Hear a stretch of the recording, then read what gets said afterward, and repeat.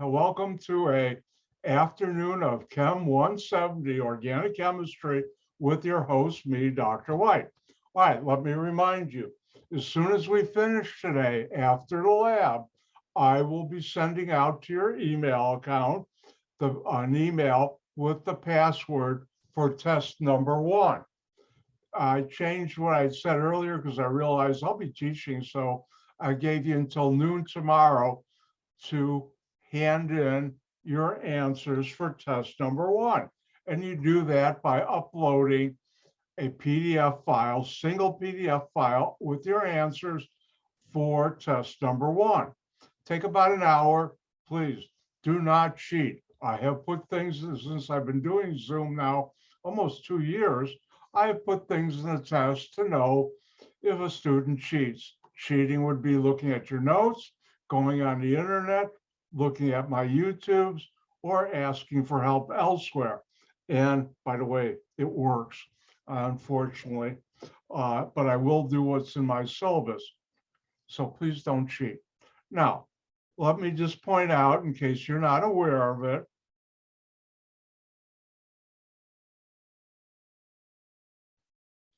here is D2L in the student view. My view is different. And if you click on assignments, you'll see test number 1. I have the PDF file. You can download it and get plenty of time. I also have, which I've included elsewhere, if you don't have a scanner, you can use Cam Scanner to make a PDF file. Here's how to upload it to here. You have until tomorrow noon to hand it in. I have it because the way Blackboard is set up, it's 100 points, but they're actually 5 bonus points. You pick which 5. Now,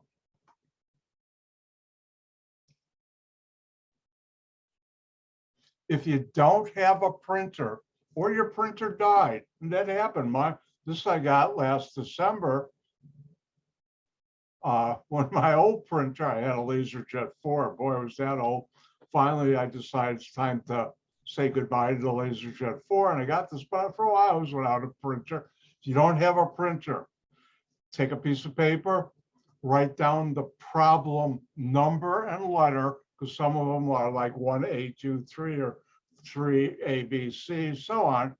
And you don't have to write the question, just write your answer. Make sure I can read it. And for those of you with a scanner, make sure I can read it, please. Don't forget to put your name on there. Now, I guarantee by Sunday, 1 p.m., probably a lot sooner, but I guarantee by Sunday, 1 p.m., that your score for test number 1 will be in D2L. Also, I guarantee by 1 p.m. Sunday, or probably sooner, I hope sooner, but I guarantee by Sunday, 1 p.m., that you will receive a personal email from me with how many points you received for each answer on test number 1. Because normally if I grade it on a paper, I can, red pen, it's wrong. Well, I can't do that now. I could, but it would be too much time consuming. And you will have that next Monday. I will go through all the answers on test number 1. However, I will cut it out of the video. If you can't make it to class, make it to my office hours, and I'll be more than happy to go through any answer on test number 1. Any questions? Yes. So when we get the questions, we are supposed to print it out. What? Then when we get the questions, we're supposed to print it out. If you can, yes. It makes your life easier. Okay, thank you. You print it out, just like if you were in face-to-face, write your answers on the paper, and then create either by scanner, if you have a scanner, or with your cell phone using Cam Scanner or other apps. If you know of a better one, let me know. But students have done quite well with that. And there is a way, I think I have in my instructions, where you can take pictures and convert them into PDF on both Microsoft Windows 10, and the Mac can do the same thing, I believe. I'm not a Mac person. My sister is. I don't like Mac, but that's my personal opinion. She feels the opposite. She doesn't like PCs. Thank you. You're welcome. And just upload it. All right. Now, one thing I was thinking about that I forgot to do last Monday was one of the questions on, hold on. Got something on my screen here, dust. But anyways, I forgot to talk about bad Dr. White. So I figure I'll do it right now.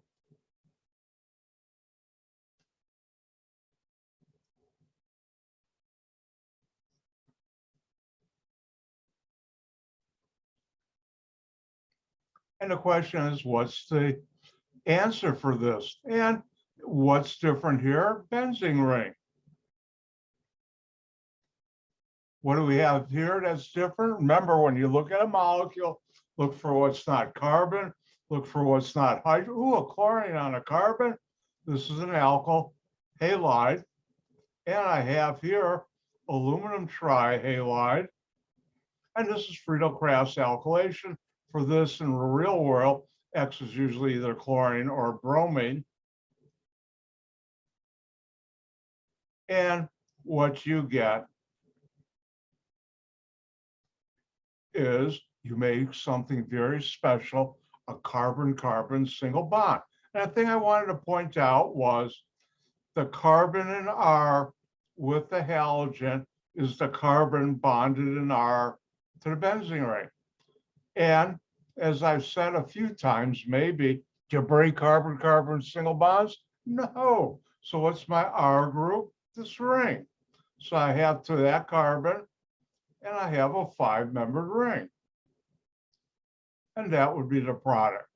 I just wanted to point that out. Remember, the bond to R is to the bond to the carbon in Rx that the halogen is bonded to.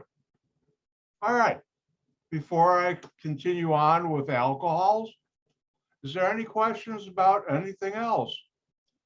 And good news, you don't have to drive for my class tomorrow to ECC in the bad weather. I wonder if the school I do have to go to, will they close it or not? Snow doesn't bother me, ice does, and I've driven in ice, not fun. Yeah, Dr. White, I got a question. Yes, Sarga. Yeah, so I know we had a delayed start. That's why we had this test and we had alcohols overlapping, you know, Right. what we've studied for alkenes, alkynes, and all that. So going forward, could we possibly take the test as soon as we finish the subjects we are studying for the test instead of going to new material? I find it a little bit confusing. I understand what you're saying, but that happens all the time in a fall or spring. And it happens even more if you ever, when I teach it in the summer. It's just part of this course. I understand it's confusing, but the good news is, because I have all my videos posted, you can go back and rewatch them after you've taken the test. Right. And But going forward, like, do you think we'll go over new material before we take the test for the alcohol section? sometimes we may get into test number 3 before we do test number 2. It's not that, it's never more than a week or a couple of hours. It's not like I do a whole, I finish test number 2 material and you don't take test number 2 till I've almost finished all the test number 3 material. It's never that bad. Does that help you? Yeah, it kind of, I know we had a delay start. That's why I think we're going to catch up eventually. Well, we're just about there. And by the way, later in the semester, I'll be talking about ketchup and mustard and relish. You won't believe what I can get into, and I do. Okay, does that help? It's just part of that. Danielle, you have a question. I have a question on the lab, actually, that's due today. Okay, I do questions. I have a question on number 3 about the chemical equation.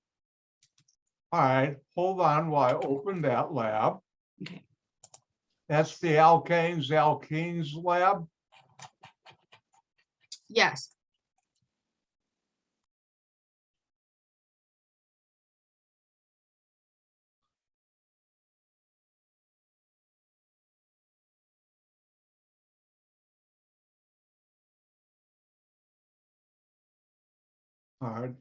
Was hiding from me.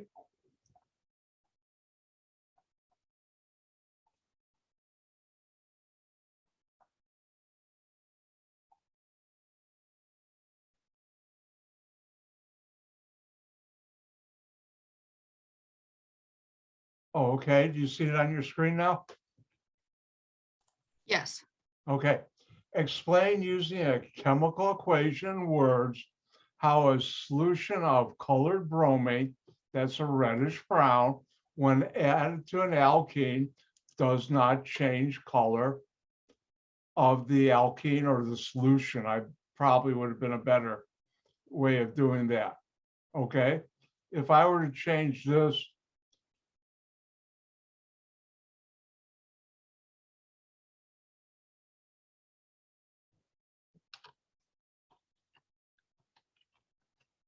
does that make more sense to you? And you, the answer no can be, is it? Not really.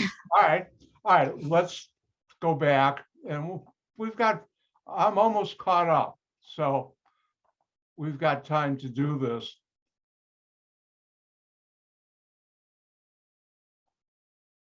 All right, when you have a double bond,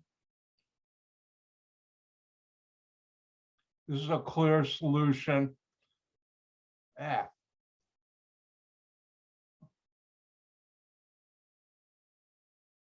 Or yellow, light yellow.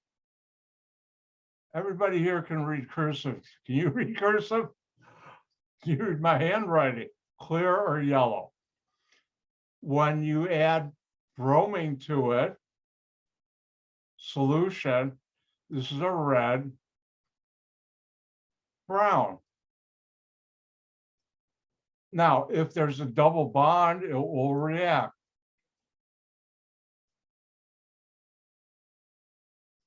And this color, this compound that you make is either clear or, now let me change, or yellow.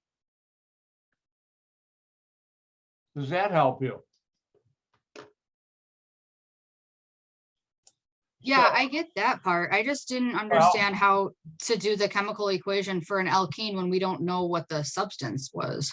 Well, I just showed you. Okay. This is an alkene, right? Yeah. Come on, haven't I been using that in class? Yeah. Or this would work too. Okay. Thank you. I talk about all the questions, answers when I do my introduction to lab. Oh, I gave that away. Shucks. Tell me when you're done copying. I'm done. Thank you. You're welcome. Any other questions about anything else? I will be honest, I still haven't figured out the meaning of life. Sometimes I think I do, and most times I don't. Just go with the flow and believe in karma, if you believe in karma or whatever. Vivian. Okay, thank you. What you just did right now, I just did that exactly, the first and second, but I've scanned it already. What I did not do is I used the general equation just like you use it right now for both.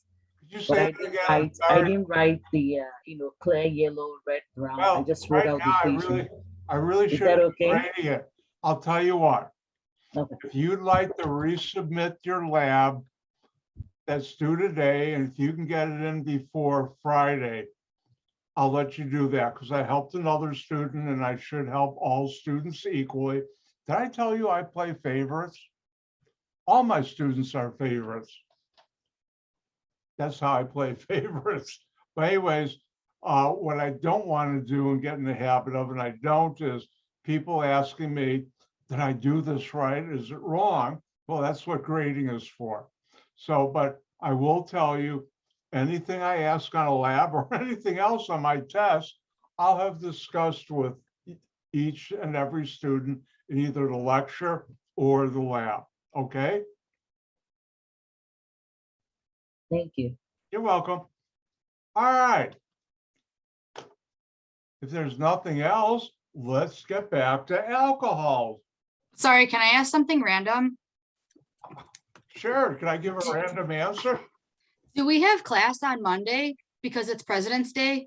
Yes, yes, we do, but that's Okay. the question. And Okay. let's find out how to answer that question.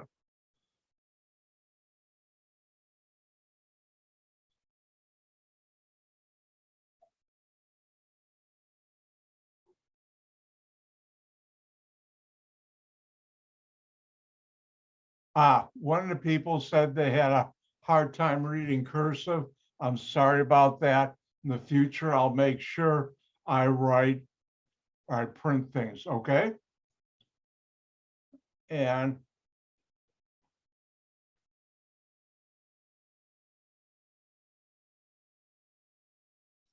everybody sees ECC's main page, which is elgin.edu.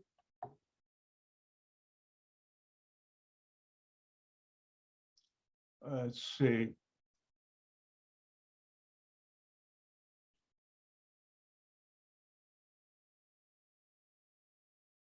Trying to find, when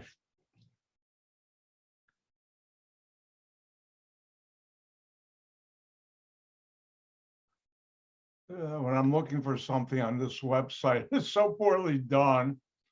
Let's go to the bottom. I think that's where all right.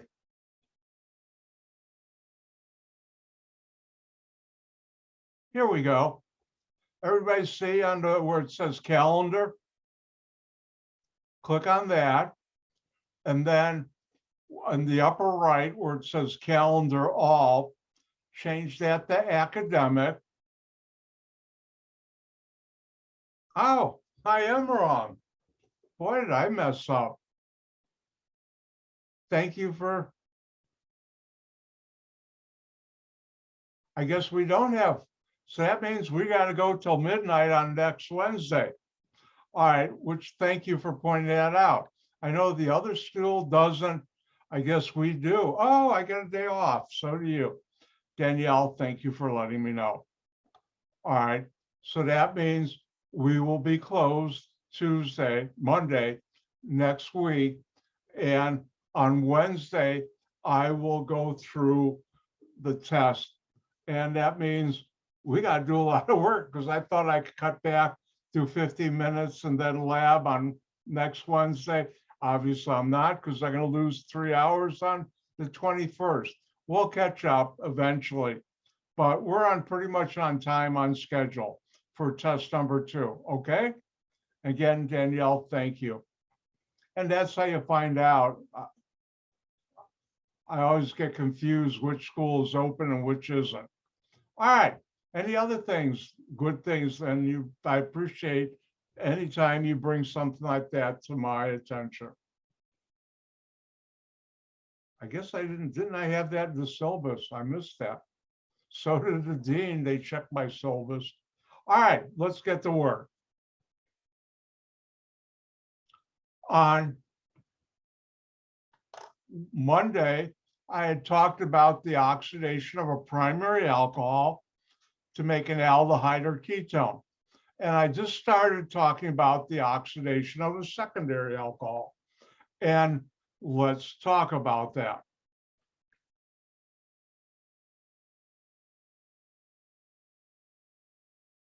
And if you have a secondary alcohol, that means there are 2 R groups and they can be different, which is why we have R and R prime on the carbon with the hydroxyl group. When you oxidize it, and this bracket means oxidized or oxidizing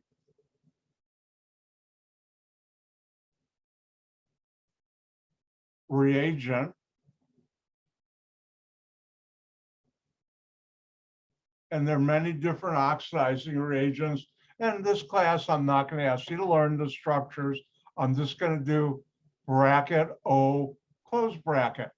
What happens is you lose this hydrogen, and you form a carbon-oxygen double bond. And I'll teach you later in about chapter and a half or so. We call that a ketone. And Dr. White loves ketones. So does Mother Nature. I'll teach you near the end of the semester, in your steroids, a lot of them have ketones, your hormones. All right, so let's take a look at an example of this. I think I did this, but I'll do it like this. I can have the hydroxy group down or up. Now this molecule, I can also write like this, which I sometimes do.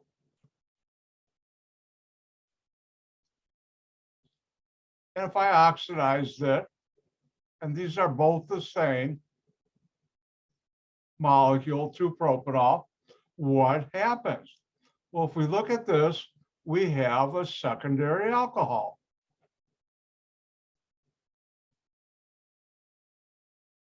And we're oxidizing it. And what do we get? What's attached to the carbon?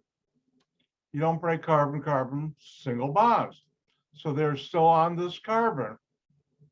But you lose this hydrogen and this one and form a carbon-oxygen double bond. Now, since in this case, I call this R prime, they're both the same thing down here. Keep your eye on the carbon that the hydroxyl group is on. And, whoops.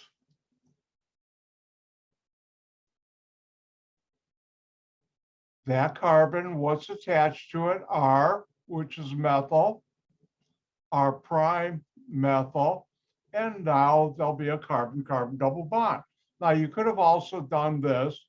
What's attached to that carbon? And take off that hydrogen, forgot to.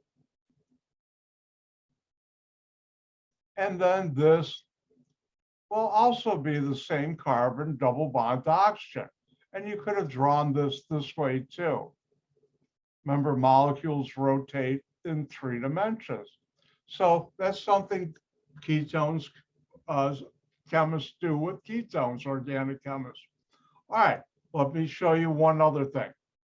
Unlike primary alcohols, which you cannot have in a ring,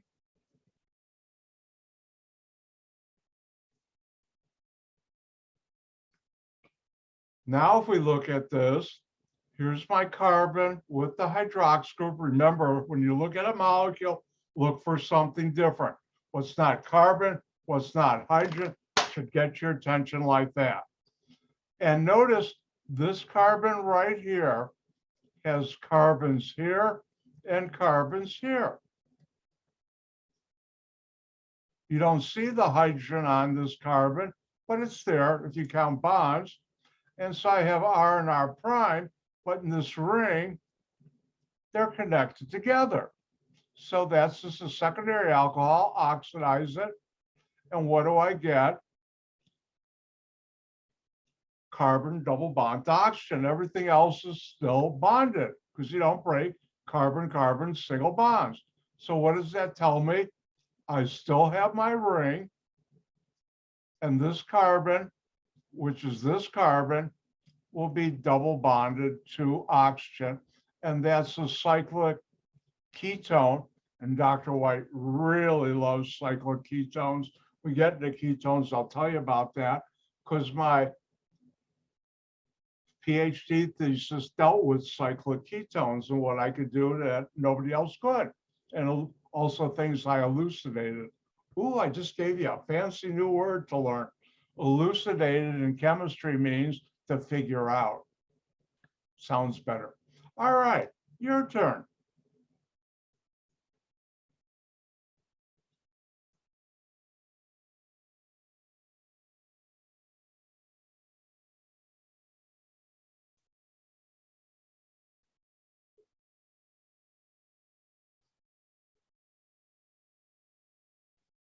But one thing, I'll confirm with another faculty member just to make sure that we're closed for a Monday, but it says in the academic calendar, so I believe it's true.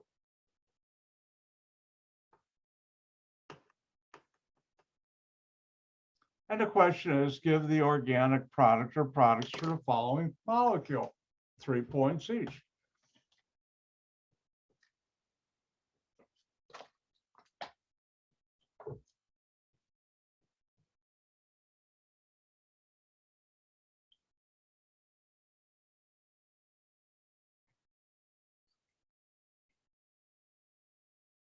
And now we're getting into the really good stuff of organic chemistry.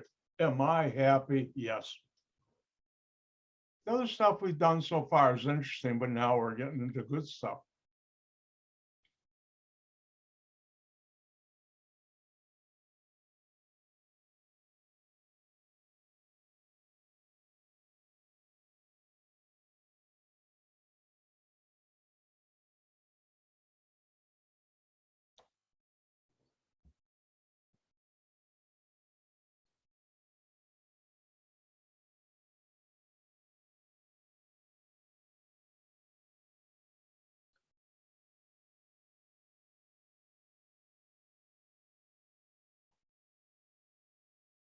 I think everybody's done. I better get to work.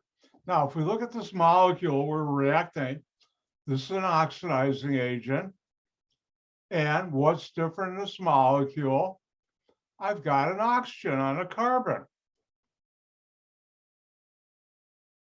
And that carbons have carbons on it. I can call that R prime. And carbons here, I can call that R. You can designate the opposite. You call this R prime, this R double R, doesn't matter which you call which. And when I oxidize a secondary alcohol, remember that's what this means, secondary alcohol, lose this hydrogen, lose that hydrogen, and I don't break carbon-carbon bonds, so the R and R prime are still on that carbon, and you form a carbon-oxygen double bond. Do you break carbon-carbon single bonds? No. So I have 4 across. I have a methyl group here. Think about 6 months ago, you wouldn't even know what I was talking about when I said methyl group. And this carbon here is this carbon here, which becomes this carbon here, which is double bond to oxygen. And you've made a ketone. And I'll teach you later about ketones. Oh, let's do another one. I'm having fun.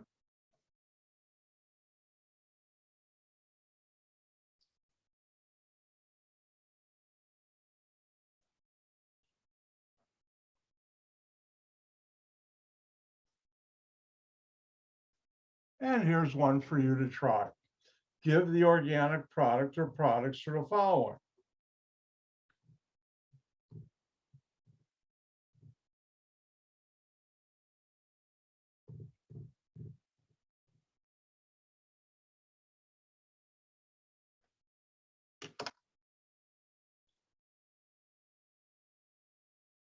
While you're doing that, I'm going to sneak a peek at something.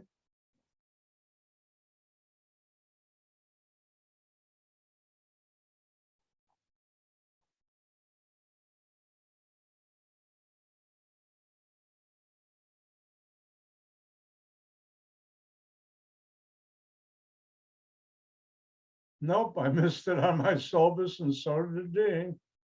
Oops.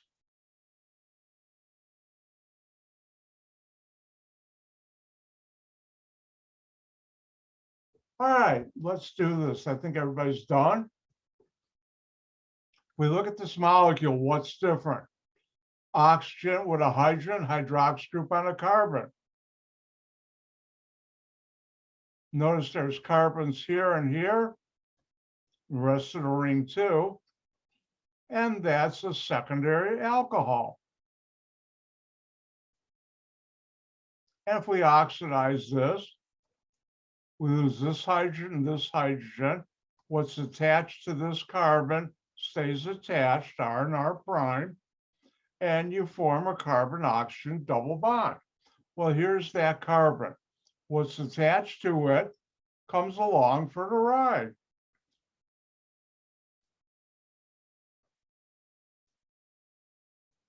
Remember, it's this carbon here, is this carbon, and that becomes double bonded to oxygen. And that's how you form that cyclic ketone. Now, in test 2, just like I mentioned, unlike test 1, which only have 1, on test 2, usually I put 3 or 4 synthesis problems. So let's have you try one.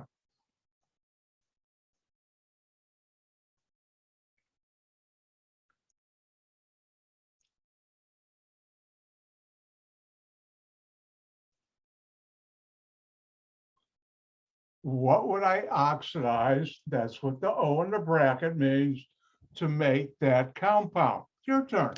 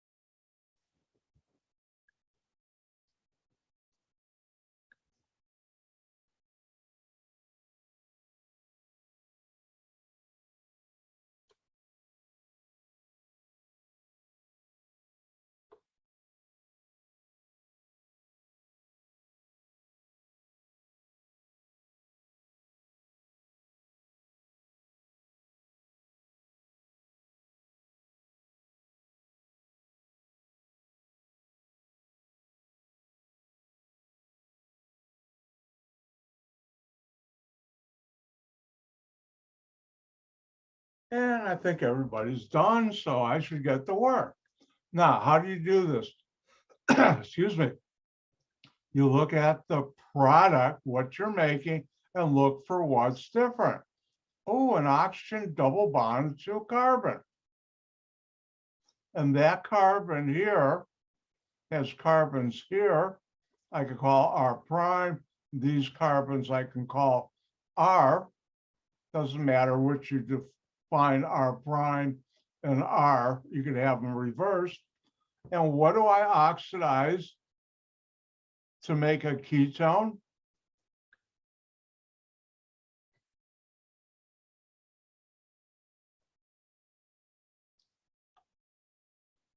A secondary alcohol. And notice here, I'm not adding any carbons. So I end up with 1, 2, 3, 4, 5. I better start with 1, 2, 3, 4, 5. Notice this carbon here is this carbon here, which becomes this carbon here with the hydroxyl group, OH. So I'm going to put that in. I know there are 4 bonds to carbon, so I can put in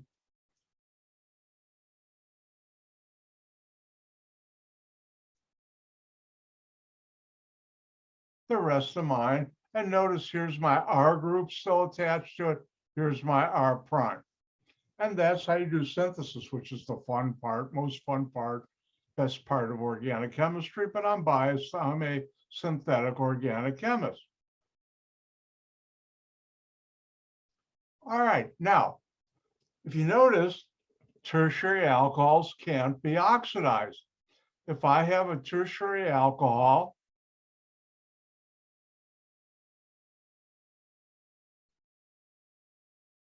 and I oxidize it, the answer is no reaction. Therefore, you can't, because if you form a carbon-oxygen double bond, you'd have 5 bonds to that carbon, and that doesn't happen. Now, I should teach you something about me personally.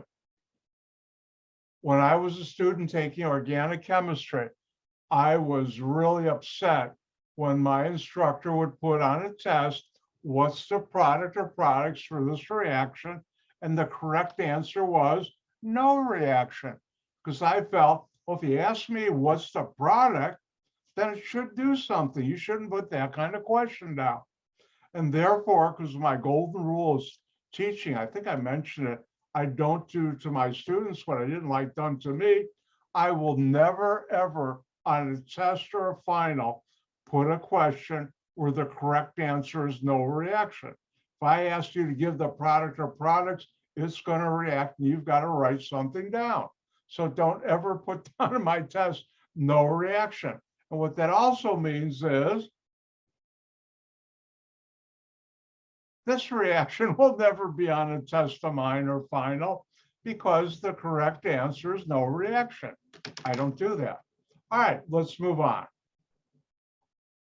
Now, I'd like to talk briefly about alcohols that contain more than one hydroxyl group. And by the way, click the switches off. Will this be on test? First one, these are common names, glycol. And I'd like to talk about one glycol. And again, this will not be on a test. If I can spell it.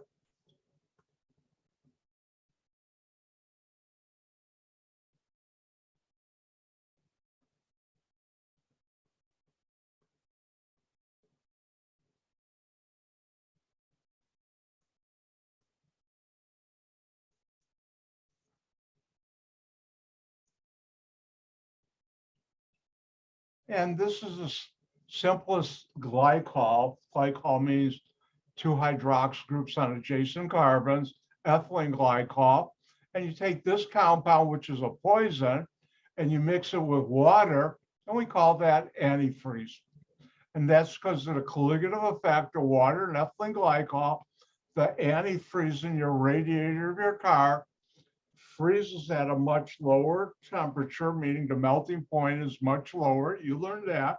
And I didn't teach you, I might have mentioned it, that the boiling point of that mixture is much higher than water, which is why in the summer your radiator, unlike the old days, usually won't boil over or cause vapor lock. Now, next one I like to talk about is glycerin.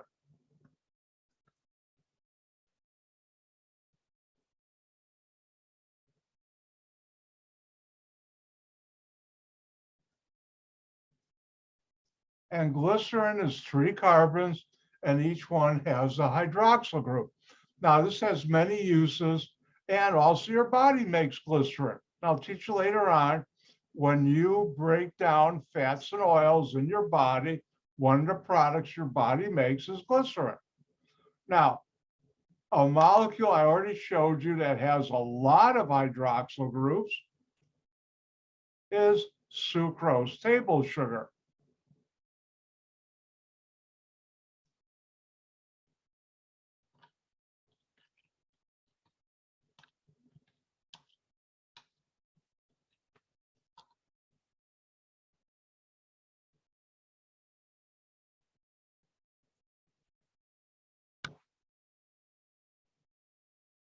If you look, here's the molecule sucrose, and every hydroxyl group on a carbon is an alcohol. 1, 2, 3, 4, 5, 6, 7, 8 in this form. It's called a cyclic. There are actually 2 more when it's not in the cyclic form. So either 8 or 10 hydroxyl groups. Again, switches off. And then there's one last product I want to talk about. That's called polyvinyl alcohol. And it's abbreviated PVA. Poly means any, vinyl is a group, which I briefly mentioned, and it has this structure.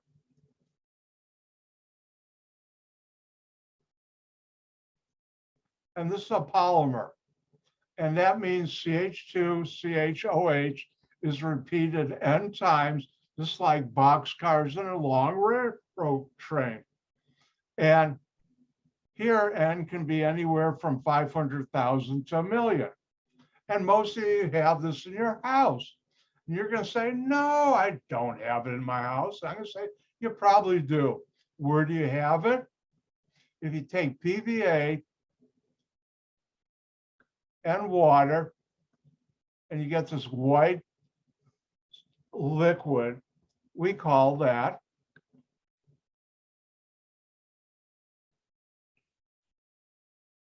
Elmer's glue or wood glue. The white glue you buy in a bottle. I actually worked for Borden Chemical. When I got there, they had just sold off the Elmer's glue division to another company. But I'll teach you later on PVA, polyvinyl alcohol. When we talk about polymers again later in the semester, that's that. All right. Now, I'm going to still keep the switch off, but I just want to mention something. Have all of you heard about antioxidants? And they're supposed to be good for you? Well, it turns out phenols, or compounds that contain phenol and other things, which we call phenolic compounds, the adjective, air, what you're breathing now, and other chemicals too, can react with certain foods, certain things in your body, and also it's important in lubricating oils. And this is when the oxygen reacts, it forms a compound called the radical. And I could do a whole 2-semester grad school course on radicals. I'm not going to even have time to touch it in this class. And radicals are very energetic and reactive intermediates. But it turns out phenolic compounds react with radicals to form a more stable molecule, stable radicals that are pretty much inert, won't react with food or lubricating oils. Now, used to be until about 5-6 years ago, if you bought a bag of potato chips, and I have to admit, potato chips are one of my comfort foods. I only buy them 2 or 3 times a year, because once I open a big bag of Lay's onion, sour cream and onion potato chips, I don't know what happens. This disappears in minutes. This evaporates. Well, anyways, they used to have BHT and BHA. And those are 2 very common antioxidants.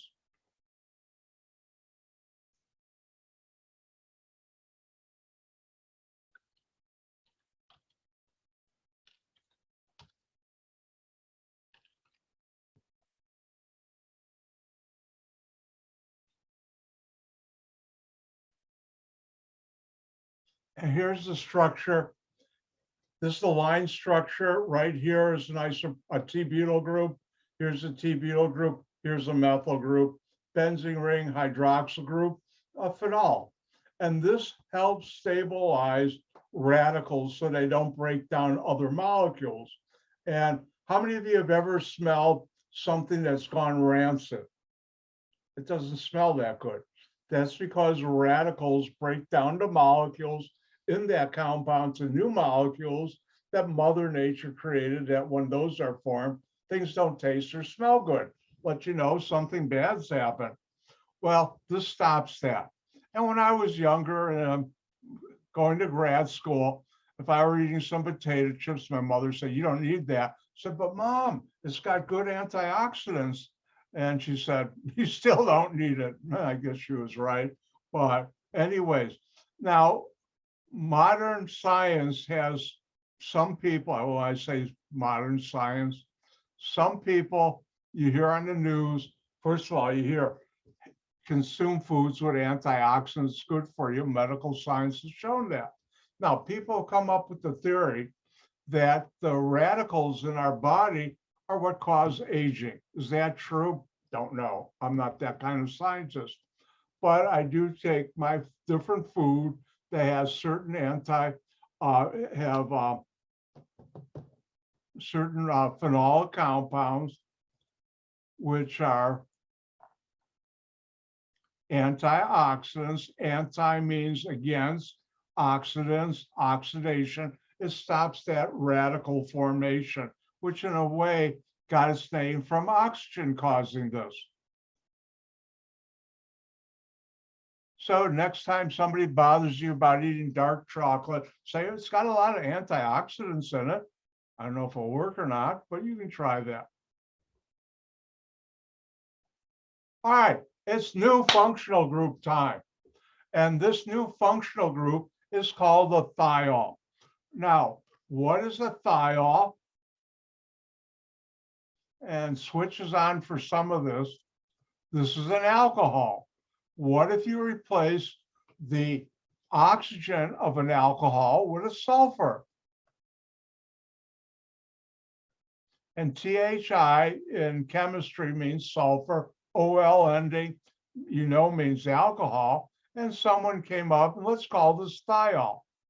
Now, when I came up learning organic until the 1980s, I think it was, give or take a few years, they used to call this a mercaptan, which is another way of saying sulfur. And I will sometimes use the old name mercaptan. Now, thiols, I'm not going to go through nomenclature or reactions, but I do want to teach you two important things. First of all, they stink. When I mean they stink, they stink. You should know that. I mean, of all the molecules in nature and organic chemistry, thiols are the stinkiest. I mean, stink. How stinky? Well, see these two thiols right here? And you don't have to write this down. Skunk odor, the defensive method, a weapon of a skunk, which really, if you've ever smelled some animal or been walked by where skunk loose, it stinks. In fact, I forgot, what was the song long ago? Dead skunk in the middle of a road. But anyways, this is a thiol with a double bond, and here's a saturated thiol, no double bond.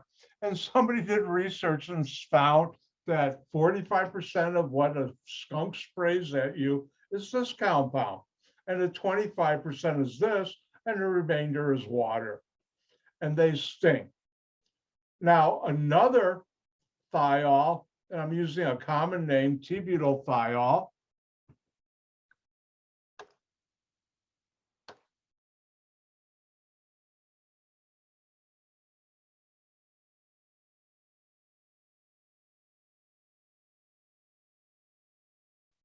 And you don't have to know the structure, but you should remember the name. How many of you have ever smelled a gas leak? Anybody? Hands up. And you can smell it real quick if there's any natural gas. Well, guess what? Most of the natural gas is methane. No odor. Well, wait, I can smell natural gas methane if it's leaking. Well, what's the reason? Now, I'm going to go a couple minutes over our break. I'll still give you the break, but I want to finish this now. And that is, I have to tell you a very sad story. Switches on. You should remember this. About 1935, in a town in Texas, they had a high school or high school grammar school, just their public education. It was all in one building. And unfortunately, due to a gas leak, the building blew up. About 130 teachers and students were killed like that, and many others were badly injured and burned. And there are two stories. One is they were getting from a local oil well who had, back then they used to burn off excess methane from an oil that you get from the ground. You get methane also sometimes. Now we capture that and sell it as natural gas. Well, then back then they would sell it off, burn it off. Well, the school was right next door, and the oil company said, hey, we'll give you the gas free, and they built this new building and the pipes leaked. How come they didn't smell it? Well, I'll tell you that why. The other story is, a version of it is that they're having a chili social, and then off the gym where they're making the chili, whoever was watching it went away, the flame went out under the chili pots, gas flame, and filled everything with natural gas.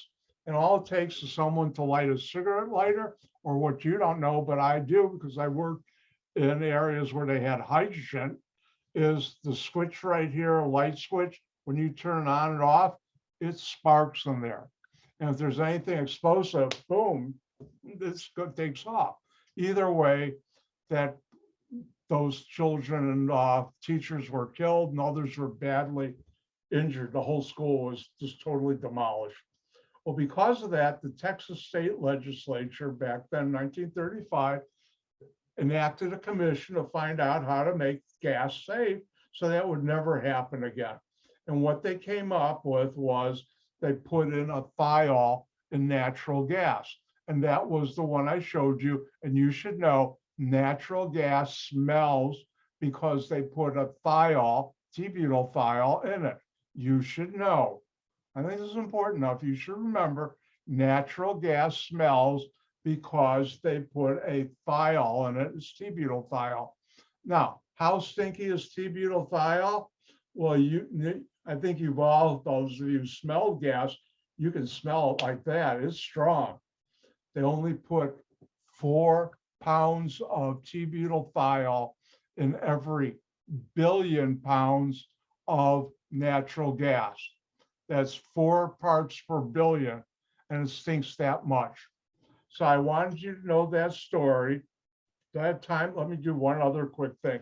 When I was in grad school, Michigan State, when I went there, it was pretty, only about 2-year-old, 3-year-old chemistry building. It's beautiful.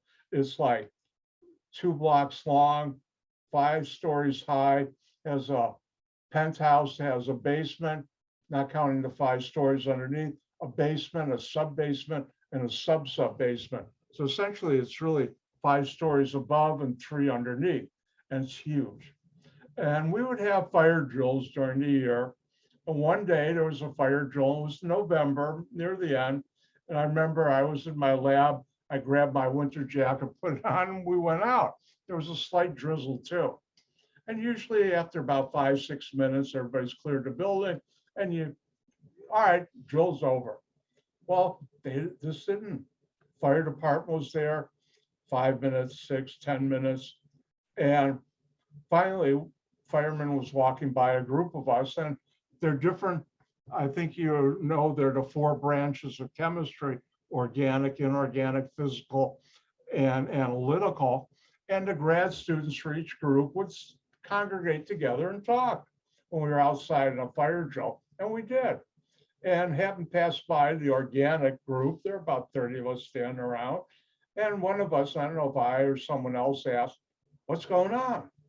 And the fireman said, "Gas leak, and we haven't found it."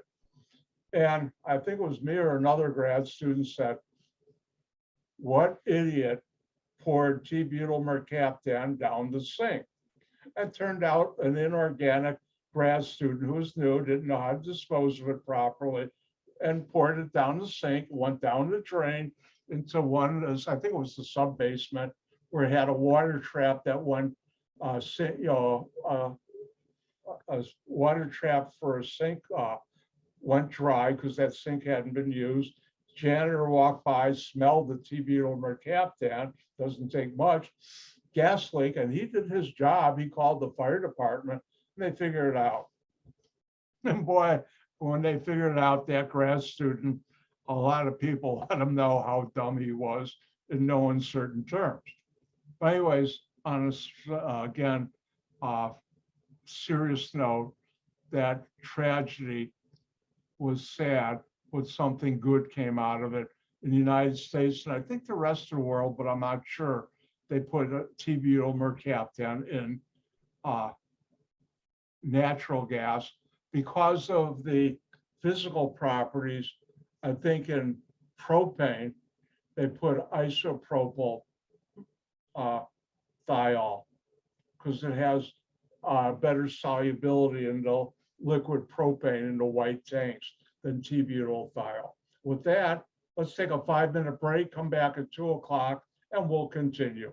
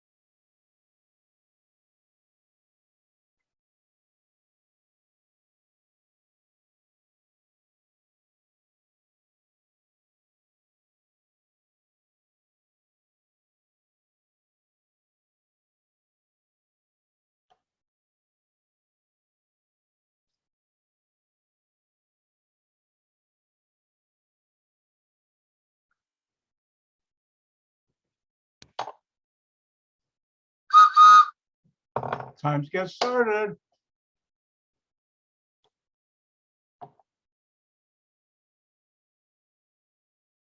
All right, let's get going. And we finished a chapter on alcohols and thiols. Next Wednesday, we should have time. Let's go through the alcohols and thiols problem set. There's really no thiols in it, but the alcohol problem set next Wednesday. All right, it's new functional group time again. Let's make sure I went through everything in this. Oh, by the way, onions and garlic, what you smell and taste, are due to thiols also. I'll never ask that in a test. And it's time for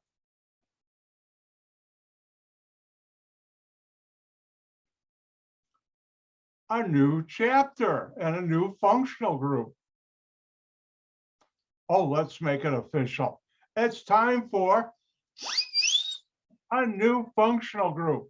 And this new chapter, we're going to talk about ethers and epoxides.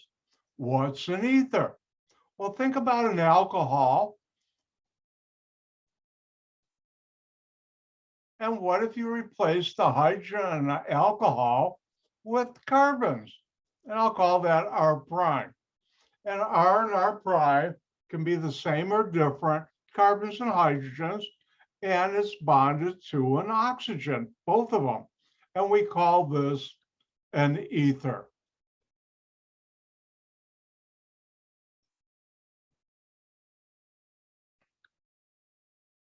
Now, most people do not use for the common ethers IUPAC names. So I'm not going to teach you the IUPAC names because you're never going to use it. And I try and spend time on things that you wouldn't find important in your life after you've taken organic chemistry with Dr. White and me. So let's talk about common names for ethers. And it's real simple. Remember, ether has this structure. And the way you do common names are name each R group, R and R prime, as the alkyl group it is, and then at the end of the word, that phrase, add the word ether. And that's how you do. Oh, example, see board. I better get to work.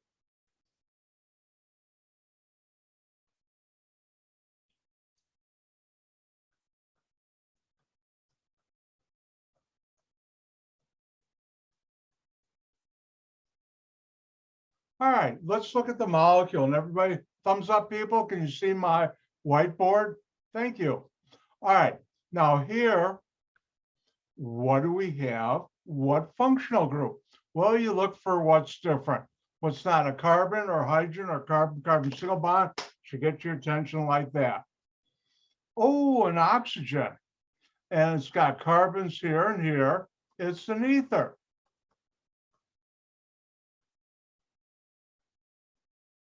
And how do you name that? Well, since it's common, there's no alphabetical order. I could call this methyl, because if I call this R, and this is R prime, that's an ethyl, and it's an ether. So that'd be methyl ethyl ether. You could also call it ethyl methyl, because these are common names and there are no rules like IUPAC. Ooh, that looks fun. Let me have you try one.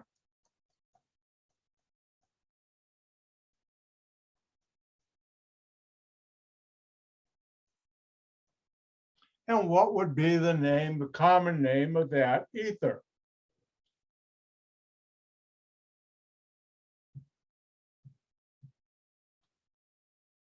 Oh, I gave it away what functional group, but I figured you probably know that now.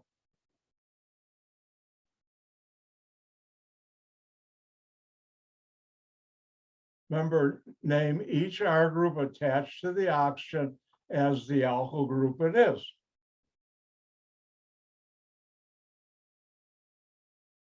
All right, time's up. I'll give you another 25, 30 seconds. So I see someone still working. Two someones, three someones. Didn't know I could see you if you didn't have your webcam on. No, I can't. Oh, it's Bad Humor Wednesday. All right, let's take a look at this. What functional group do we have here? What's different? Oxygen. And notice it's got carbons here and here. They're different. I'll call it R prime and R. And this is an ether.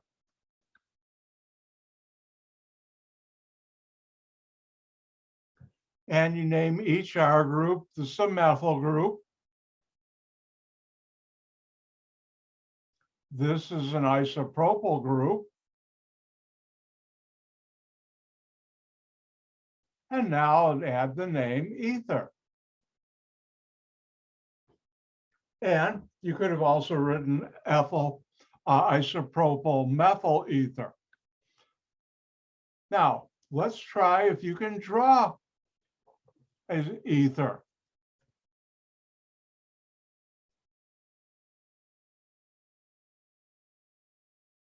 If you start from the right, see ether, and then you see diethyl. And why don't you try writing the structure of diethyl ether?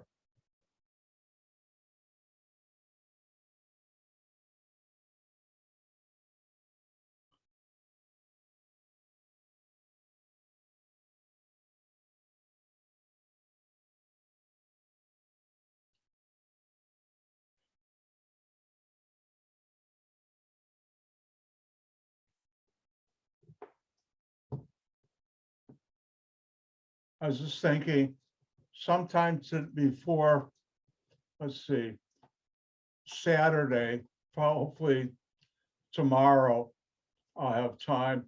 I'll send out an email reminding you if it's correct, which I do believe that we will not have class on Monday because of President's Day. I like the better when they had Washington and Lincoln birthday, but that's my personal opinion. All right, let's do this. Ether, what is that? Oxygen with two R groups, R and R prime. What's ethyl? CH3, CH2. What's di? Two of them. So that means both R and R prime are ethyl. And this would be the structure diethyl ether. And that's how you name ethers. Now, it turns out diethyl ether is a very well-known and highly used ether. But I can click to switch off on this slide. Click, it's off. And there are IUPAC nomenclature rules for ethers that nobody really uses unless you do a legal document. Even then, you don't always use it. And you name the smaller alkyl group of the ether as what we call alkoxy group. An alkoxy group is RO bonded to something. This right here is an alkoxy group. Name the larger R group as an alkane. Then name and number the alkoxy group as a substituent on the larger alkyl group of the ether. And I'll give you one example. This will never be on tester to final.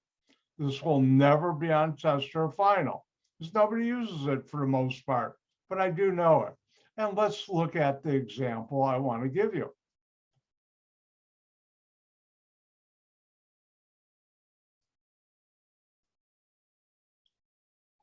If we look at this, we say, ooh, what's different? Oxygen, carbons here, carbons here. This is an ether. Now, the common way, I have a methyl group and an N-butyl, and you can name it any order.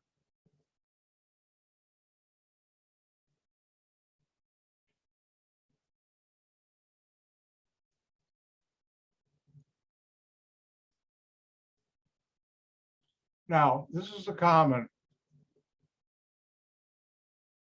name. The IUPAC name, what's the longer of the two chains? This one, 4 carbons, butane, that's the root name. Now, this right here for IUPAC is called the methoxy group.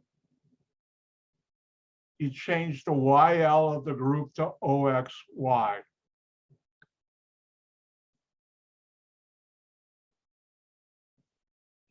And what carbon is it on? It's on carbon 1. So that's 1-methoxybutane. Which one is easier for you to look at and understand what the molecule is? Methyl and butyl ether or 1-methoxybutane? For me, it's the top one, but I also know how to do the bottom one because I'm a PhD organic chemist. I better know this stuff. All right, but this will never be on a test. Let's continue. Now, switches off, but I thought I'd tell you about ethers, especially the lower molecular weight ethers like diethyl ether, have very low boiling points. Your body heat from your body can cause diethyl ether to boil. That's how low a boiling point they are. Put water in your hand, it won't cause it to boil, but diethyl ether will boil immediately. And it's flammable. Ethers make gasoline look like water. They're that much more flammable. And yes, I've seen ether fires when I was an undergrad and grads in chemistry, organic chemistry. Students would use ethers. We also didn't have what we now have, hot plates, and they were uncareful. They'd light a Bunsen burner with a match, and there'd be ether nearby, and we'd have a fire. My lab was known as the fire lab. Out of 16, 17 weeks, I think we had 13 fires. I never had a fire, and luckily I knew how to put out a fire, and I had to, because the grad student in charge couldn't pull the fire extinguisher. It was bigger than him.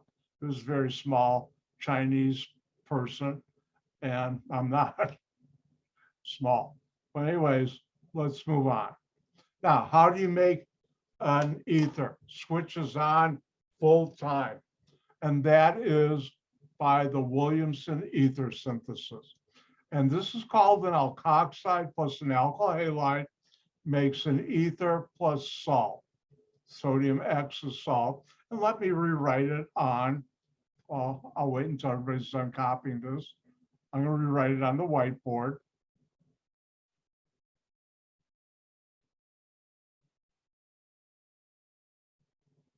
And the Williamson ether synthesis, named after Williamson, Dr. Williamson, I believe an English chemist. This is an alkoxide, a functional group.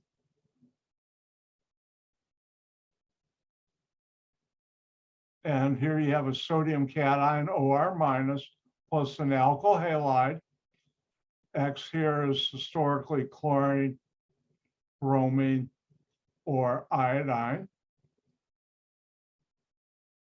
And this attacks that, kicks out the halogen. So this oxygen, our group is still on the oxygen, and the oxygen is bonded to the carbon in R prime that had the halogen. And you also make salt, sodium halide.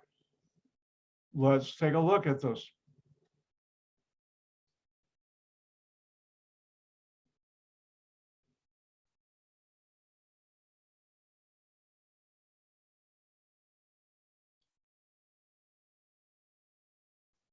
And the question would be, give the organic product or product for the following. If we look at this, look what's different. Ooh, an oxygen with a minus charge and a sodium cation and a carbon. That's an alkoxide. Carbon, carbon, carbon. Ooh, halogen on a carbon. That's an alkyl halide. Remember here, X can be chlorine, bromine, or iodine. And remember, this attacks and bonds to the carbon with the halogen. You don't break carbon-carbon single bonds. So here's my R group, and here's my R prime. Remember, the N carbon here has the halogen. So I'll have my R group, oxygen, my 3 carbons. Which carbon is the iodine on? The N carbon. So that's the carbon you'll get. Now, let me show you the difference.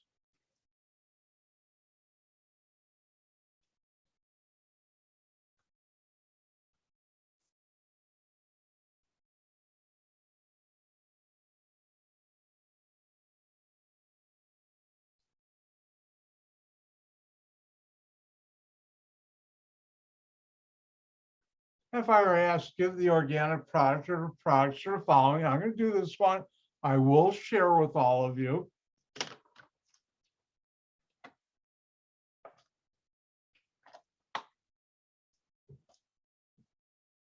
If we look at this, what do we have that's different? Ooh, O- on carbons and a sodium cation, alkoxide. And you could use other cations, but historically, sodium is the most common, so that's the only one I'll stick to. And here, what's different? Carbon, carbon, ooh, carbon with a halogen, alkyl halide. And remember, X can be chlorine, which it is, bromine, or I just remembered something, or iodine. Try not to write things. And what do you get?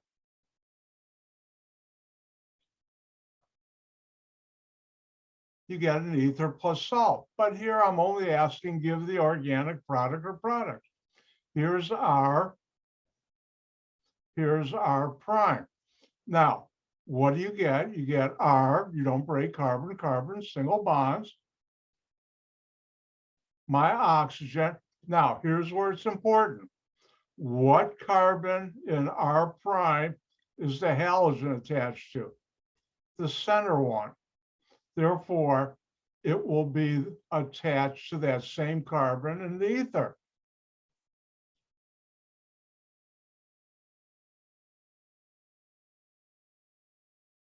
And this is different from that.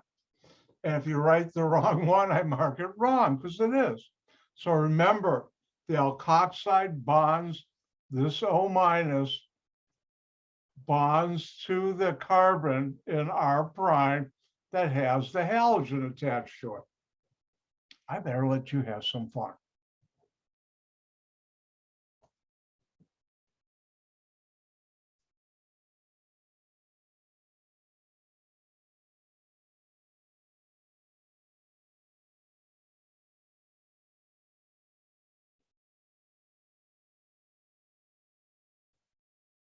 And what would be the organic product or products for the following reaction?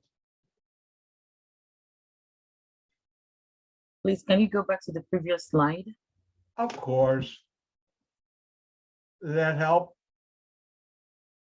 Yes, thanks. You're welcome. Remember, I warned you, I got the fastest mouse wheel finger this side and the other side of the Mississippi.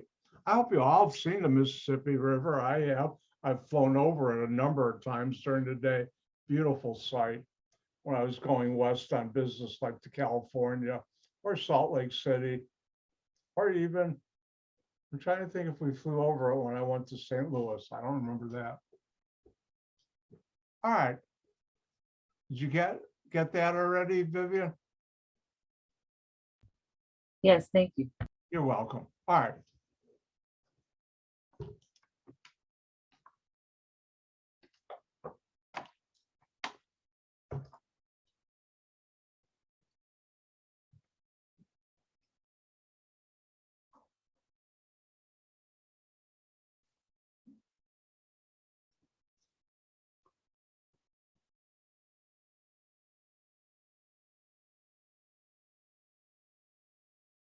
Now we're getting into some good organic chemistry.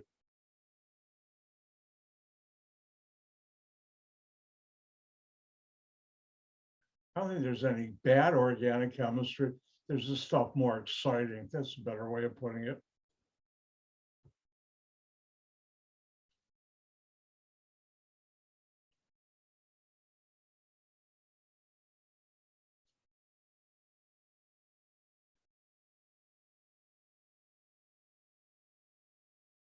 And for those who are voting, thank you.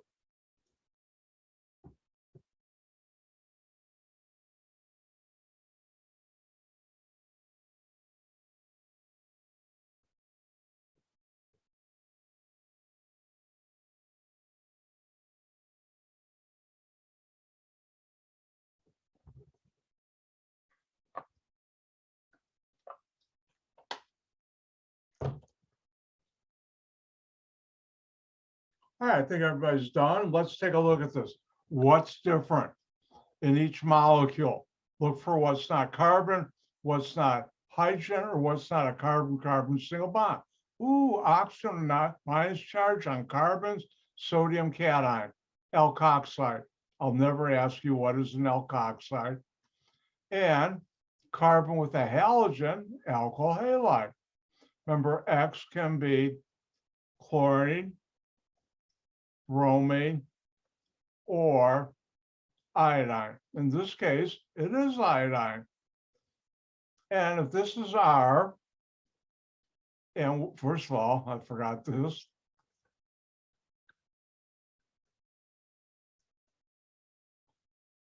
You get an ether plus the salt, but I'm only asked to give the organic. R is these three carbons, oxygen. What's R prime? One carbon. I know there are 4 bonds to carbon.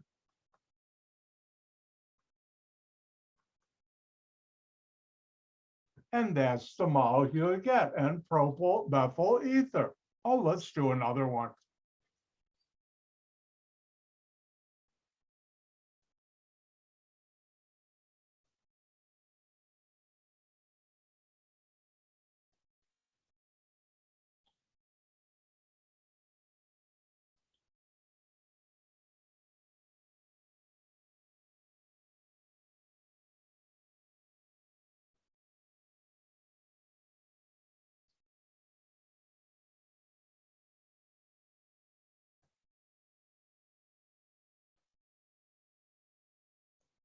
And there you go. What would be the organic product or products for the following molecule?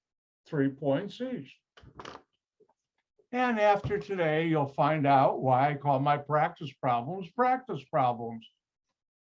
if you take test number 1.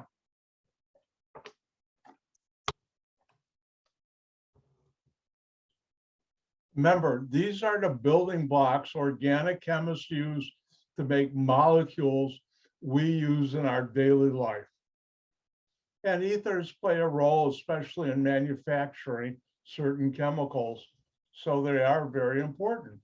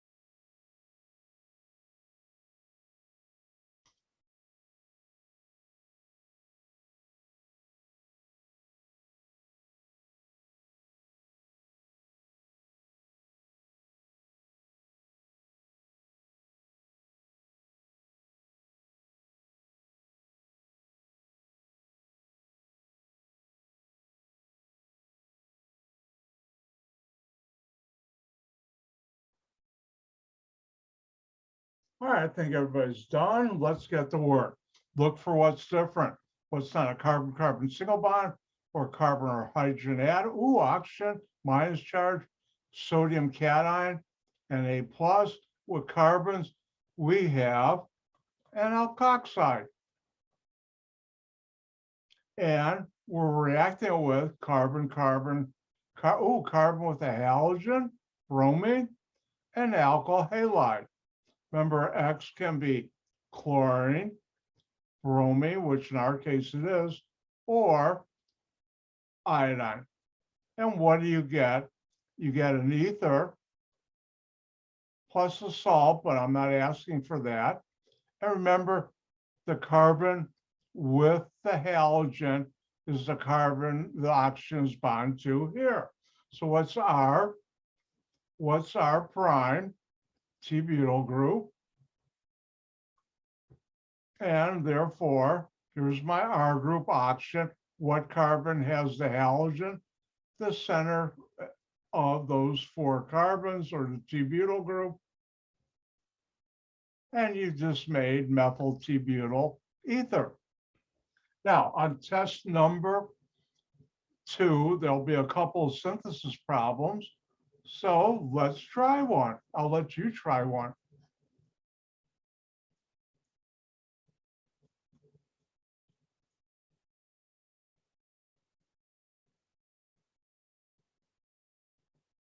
And what 2 things would you react to make that organic molecule plus sodium chloride? Did I tell you, if you ever go out to breakfast, lunch, or dinner with a bunch of chemists, and I've been guilty of this many times, one of us at the restaurant will ask, could you please pass the NaCl, NaCl, NaCl, sodium chloride, table salt? I've done that many times, and so have my friends when we've gone out to dinner for breakfast or lunch. I'm gonna start using that to throw off my friends too, Dr. Ray. Feel free to, and you don't even have to pay me royalty, because I never invented it. When I heard something, oh yeah, that sounds cool. Pass the NaCl. Now, if you get strange looks, you're not among chemists.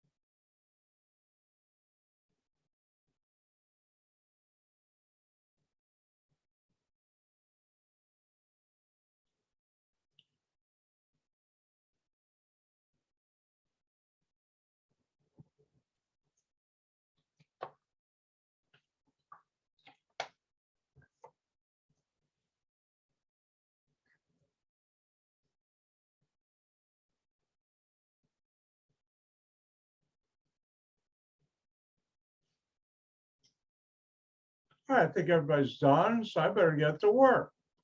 And how do you do a synthesis problem? Well, you look at, what am I trying to make? What functional group? What's different?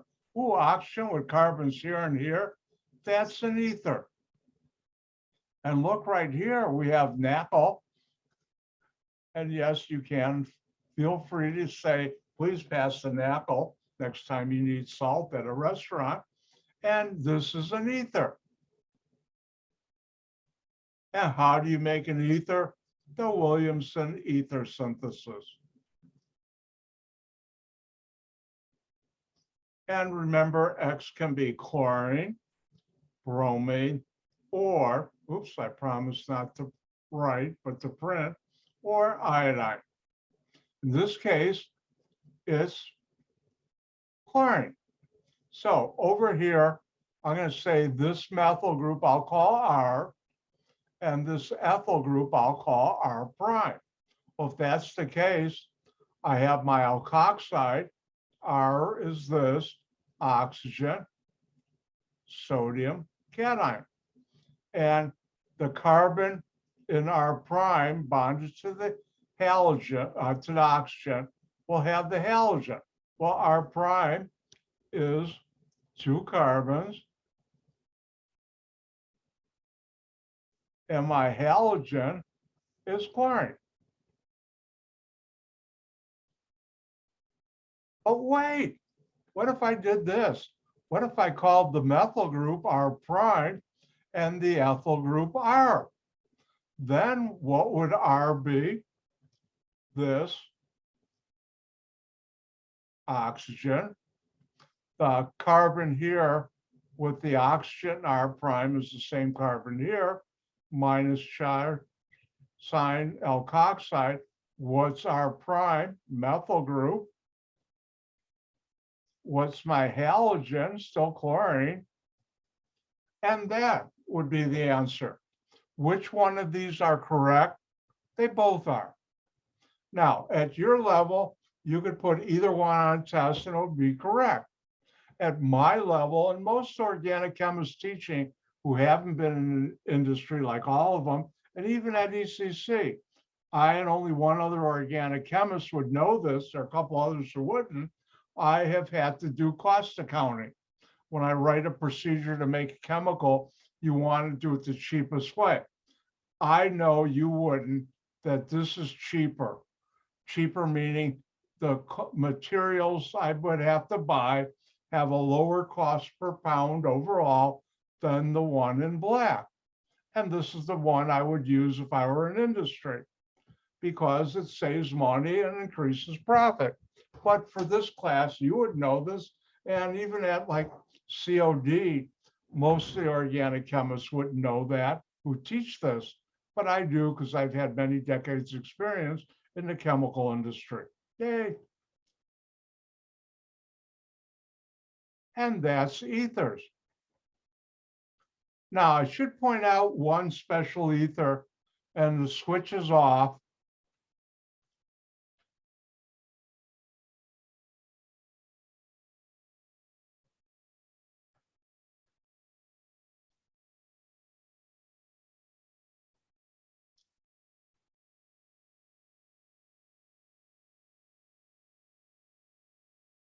And that's diethyl ether. Diethyl ether has an interesting property that was found about 1830, that if you inhaled it, it would knock you out. And this was the first inhalation anesthetic used for operations. Up to then, they got someone drunk, or they shoved the stick in there between your teeth and grin and bear it. But anyways, this would put people out. And fortunately, it was used heavily in the American Civil War, because they had to amputate a lot of legs and other things, sad but true. Now, there's one problem with diethyl ether.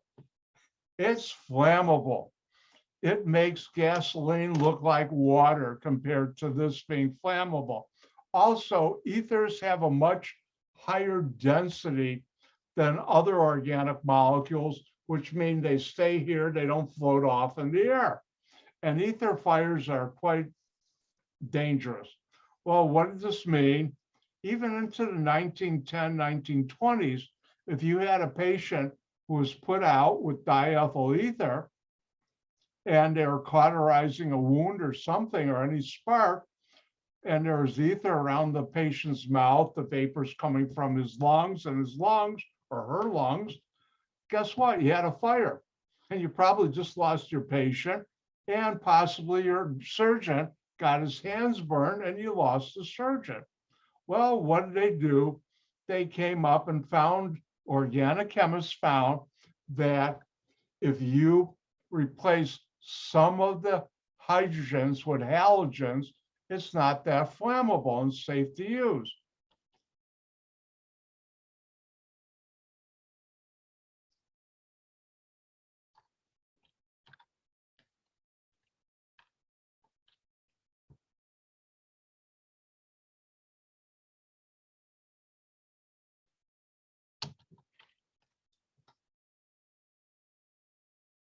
And one of those ethers that's heavily used as an inhalation anesthetic is this compound that has the trade name isoflurane.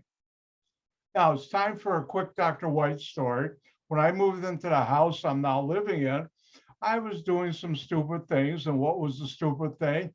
Without a weight belt on, I was lifting boxes of books, maybe two of them 150 pounds.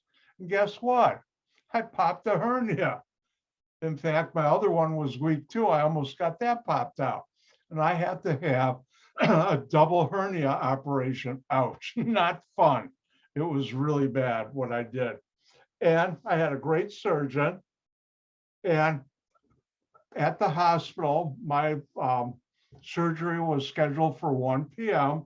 You get there early, you change, get in a gown. They put you on one of those gurneys and wheel you to the operating room. Not in it, outside. They didn't wheel me in. And I look and I can see a clock on the wall, and it's now 10 to 1, 1 o'clock, 5 after 1. And one of the doctors there, who they're all in their surgical gear and mask and everything, came up and said, I see you're looking anxious. Don't you know about your surgeon? I said, what? What don't I know about him? That made me more. Said, he's never on time, never. He's known throughout the whole hospital and other hospitals. He's never on time. So this nice doctor, I asked him, what do you do? And he says, I'm your anesthesiologist. And he asked me, what do you do? I'm an organic chemist, synthetic organic chemist. He said, oh, and he brought the bottle of the inhalation anesthetic he was going to use. Was isoflurane. I could see the label, and also I think they had the UPAC name. I said, I could tell you this structure. It's ether. And he said, I got to get the word. And I said, what's happening? Well, can't you tell your surgeons here? You know, they're all wearing masks, like I could tell. I'm laying on my back. And the surgery was pretty bad. I was in there almost 5 hours for a hernia, double hernia. That's a long time.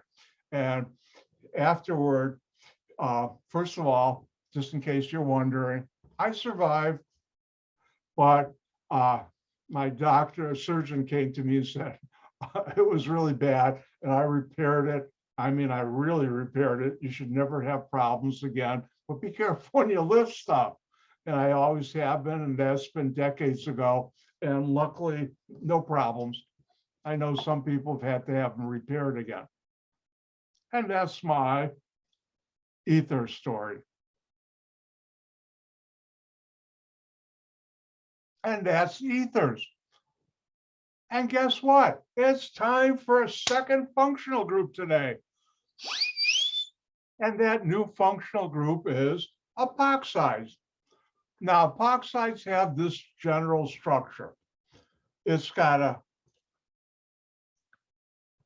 carbon here, bond to another carbon, and then both of those carbons are bonded to an oxygen.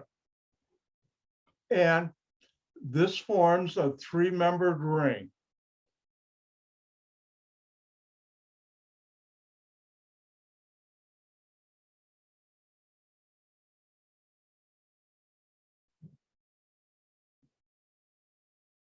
Now, what you don't know, but I'll teach you, is when you bend bonds and really stress them and put a lot of stress on them, it doesn't like that. It wants to pop open and relieve that stress. And this 3-membered ring likes to do that. And I'll show you the chemistry. Now, these are epoxides. How many of you ever heard of epoxy resins? And epoxy resins are special epoxides that react with another molecule to make a polymer. And when we get into polymers, I'll talk more about it. But for now, I just want to talk about one special epoxide that's widely used throughout the world. And that's this molecule. I'll never ask you about nomenclature of epoxides or IUPAC or common, but I will tell you the name of this is ethylene oxide.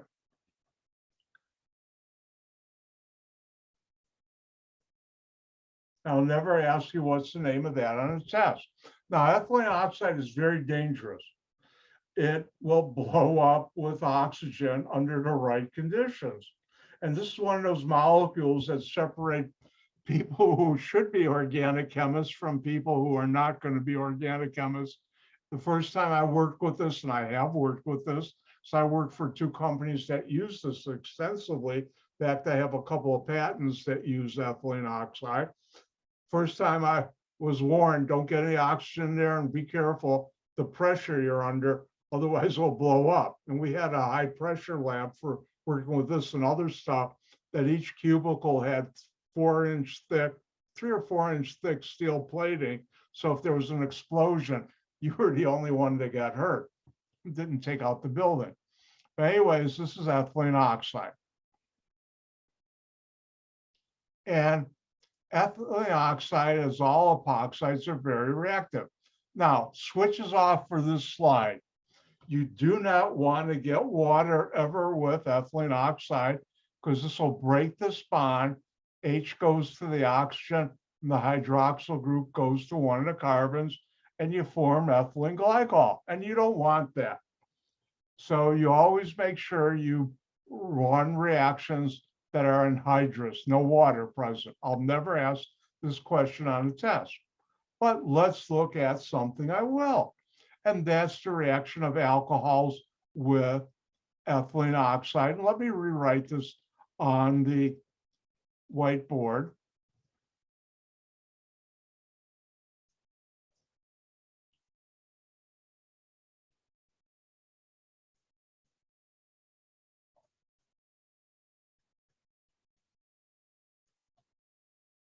And this, the switch is on. And what happens, similar to water, you break this oxygen carbon bond because the ring is stressed under there's the stress, and the H goes here, and this OR goes to the one of the carbons.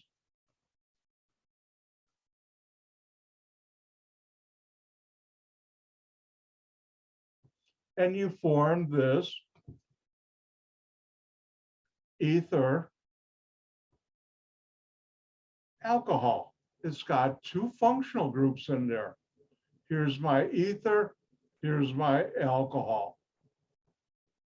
And that's a very important reaction, which is used a lot in industry. Let's look at an example.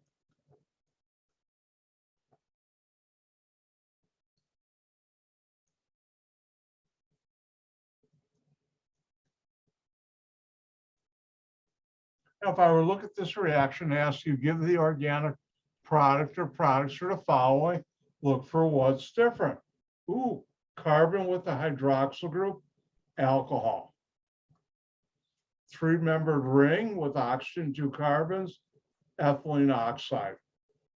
Now, other epoxides do the same reaction, but this is important for this class. And you form an ether alcohol. What's our ethyl? The carbon with the hydroxyl group will be the carbon this oxygen is still bonded to. So I have my ethyl group, oxygen, CH2, CH2, OH. And you've made this ether alcohol.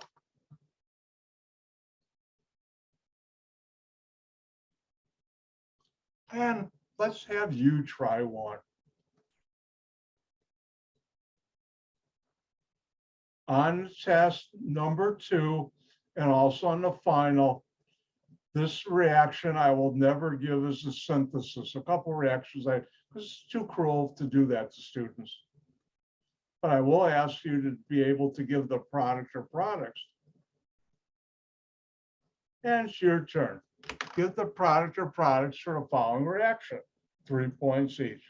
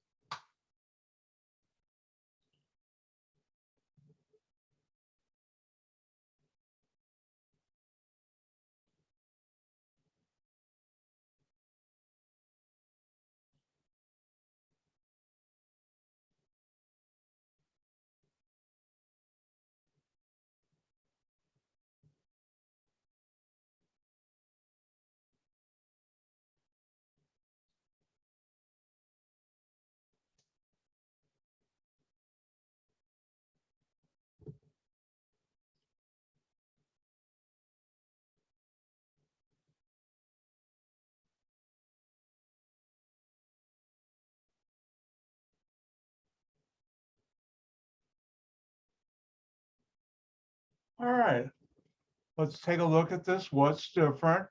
Ooh, hydroxyl group on a carbon, alcohol. Ooh, three-membered ring, 2 carbons, and an oxygen. Ethylene oxide. And what do you get? You get this ether alcohol. What's my R group? N-butyl. So I have 4 carbons because I don't break.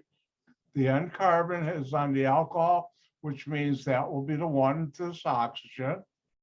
Then CH2, CH2, OH. And I know there are 4 bonds to carbon.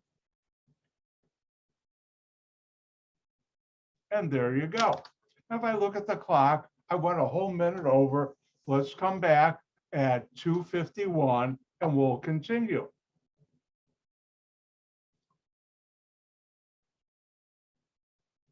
And I'll see you in 5. I can get up and stretch.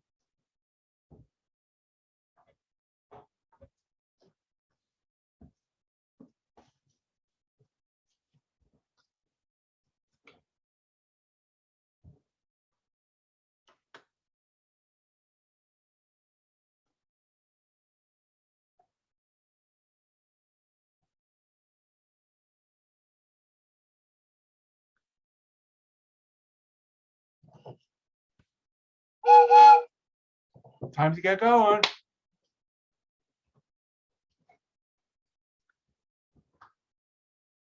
Now, one of the questions you should be asking more and more, why am I learning this stuff? And the obvious answer is you want to get a good grade in this class because someone said you have to take organic chemistry to get into a, excuse me, something in my eye. There we go. That you want to get into a program or school. However, why are you learning this stuff? Well, let's take a look at what you just made. This molecule here has the IUPAC name called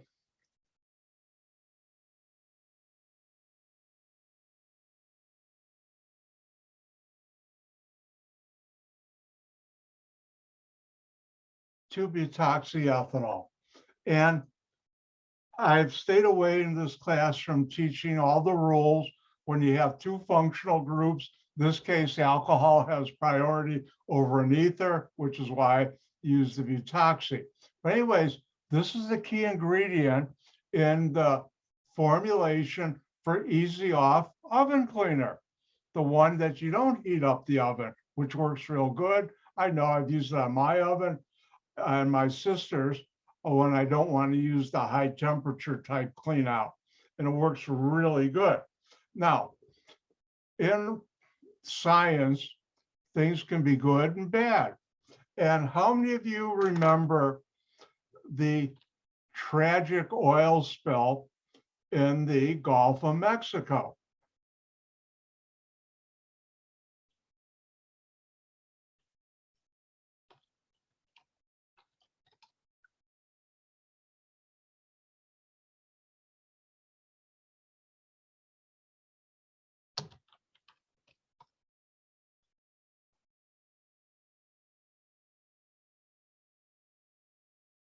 And if you see on your screen from Wikipedia, talks about it, and it was one of the worst disasters around.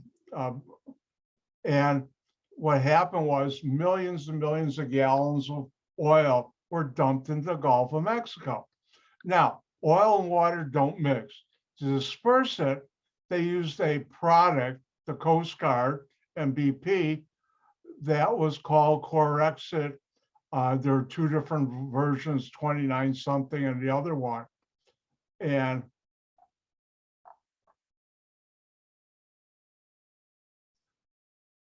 they put in about almost more than 2 million gallons of this dispersant. And this was used to disperse the oil. Well, when this happened back in, when was this already? 2010, a friend of mine called me up. Did you see this? I said, no, and I saw that and I was following it because it was an ecological disaster, one of the worst we've had dealing with oil or other things too. And I looked up, have I taught you, give me a thumbs up if I've taught you about material safety data sheet in here. Did I talk about MSDS in here?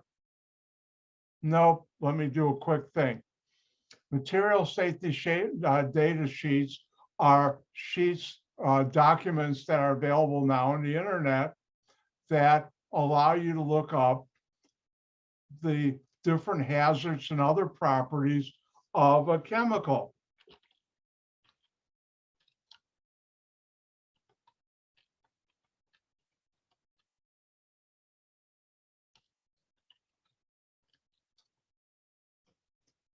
And if you notice on your screen, I've looked it up and different companies make it. I've worked for companies where I've invented new molecules, and part of my job was to help make this up.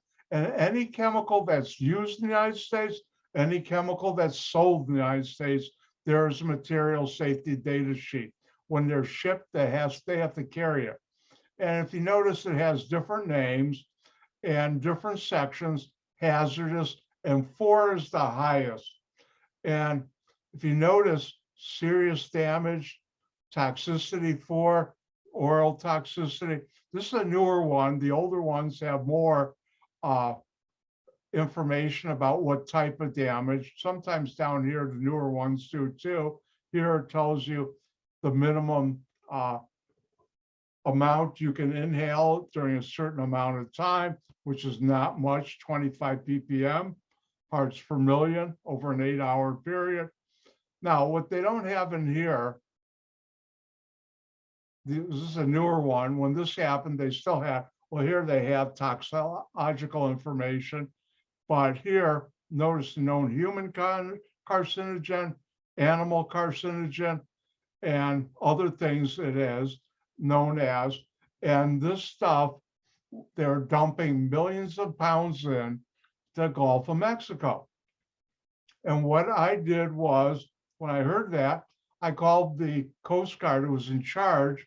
I was able to get to the lead chemist who was in charge of this. Unfortunately, that was an academic chemist who had no real world experience with chemicals, and like I had, and he was an analytical chemist. He was a nice guy. I said, we shouldn't be dumping this in there. You looked at the MSDS, and he said, oh, it's not that bad. I said, it is. And I tried getting back to the Coast Guard, and they just said, well, our chemist tells us you're wrong. I said, I'm not, but thank you. And what did I do? Well, my parents raised me to be socially responsible, and I'm a socially responsible synthetic organic chemist. I promptly contacted the New York Times, MSNBC, and I think CNN.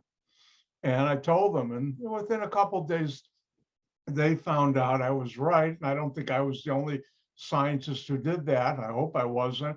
And they got on the EPA, and finally the EPA banned that. Now, a couple of years ago, I don't know how it happened, I forgot, someone I got in contact with, they sent to me for some help with a environmental hazard problem, said, oh, you should talk to this guy. He just wrote this article. Did you read it? I said, no. I think it was either 2020 this happened. And on the 10-year anniversary of that, this person wrote an article, had been a journalist back in 2010, but he also helped work on a boat that was cleaning up the oil spill.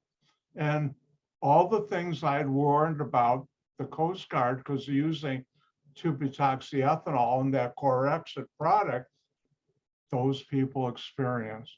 It also killed off a lot of the sea wildlife and ruined shrimping and everything for a long time in the Gulf of Mexico. And I talked to this gentleman, and he said, you know, I followed up people I worked with, and the things they told me were described in the older MSDS sheets. Sad but true. Chemicals can be good or bad. All right. Oh, let's do another one of these. These are fun.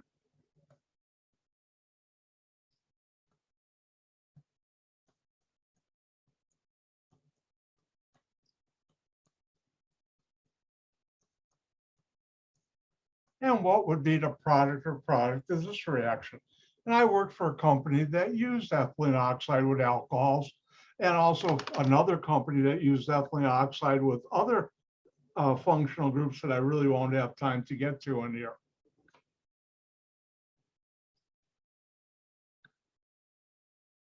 And while you're doing that, it reminded me, at the company I worked for that used alcohols with ethylene oxide, our research center where I worked at was right next door to their plant.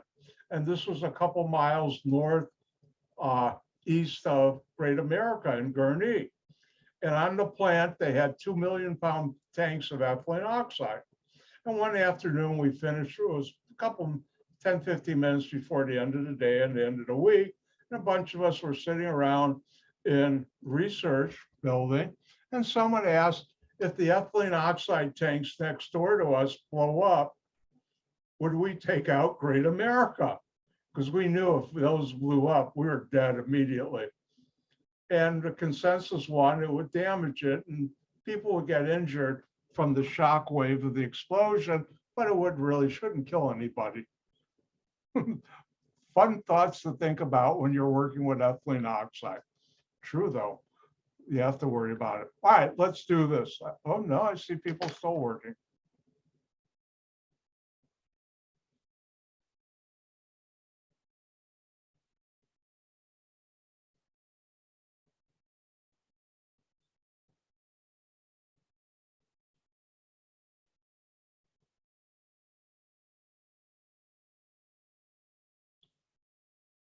All right, looks like everybody's done. I better get to work.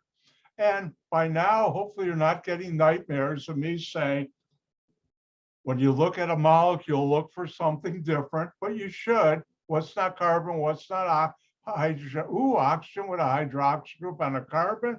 That's an alcohol. What's this? Ethylene oxide.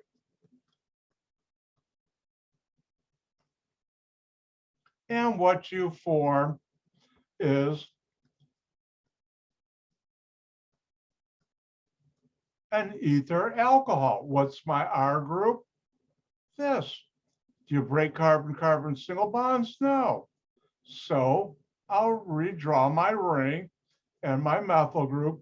Notice this carbon right here has the hydroxyl group, this carbon, and that will be bonded to that oxygen, and CH2, CH2, OH. And that's how you do it. Now, I'm going to do something on the whiteboard. Do not copy this down. All right, first of all, everybody get this down? If not, tell me to come back to this page. I'll be more than happy. All right, do not write this down. Let's do the following reaction.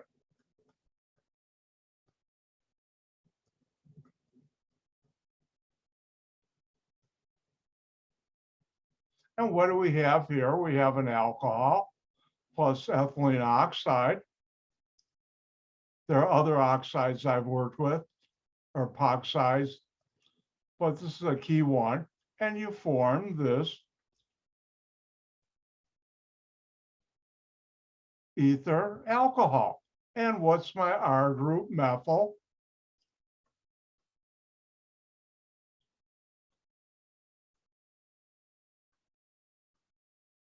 And this is the molecule you have. Now look at the end here. What do we have? An alcohol. And I can react this with more ethylene oxide. And now this is my new R group of the alcohol. And what I'll get, CH3O, CH2, CH2. And now this will be this part from here. We'll add this.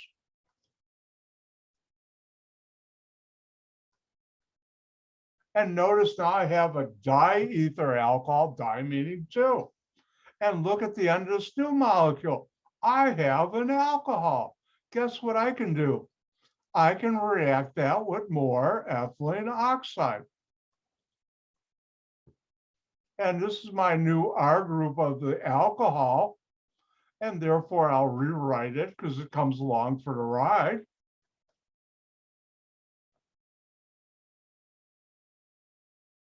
Now you see why I'm saying you don't have to rewrite this. And now I'll do this part.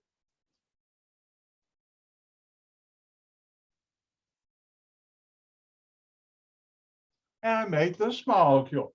Now, if you look at this molecule, oh no, look what's at the end, an alcohol. And I can react it with more ethylene oxide. I keep on going on and on like the Energizer Bunny. Notice I have my drum. No, I don't have any ears like that. But anyways, let's take a look at this. Let's look at this molecule right here. And one of the things I haven't done this semester, but I will now, all right, that we just, yep, it's time to reboot my Word document.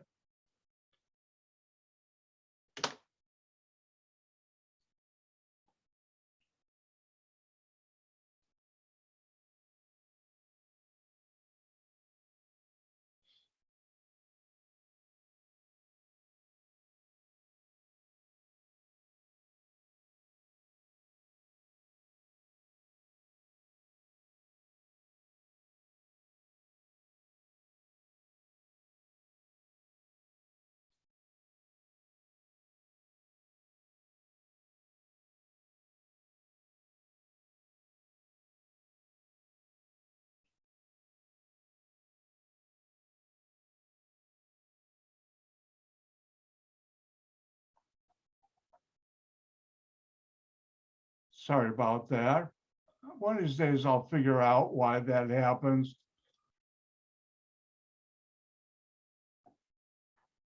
Let me do this real quick.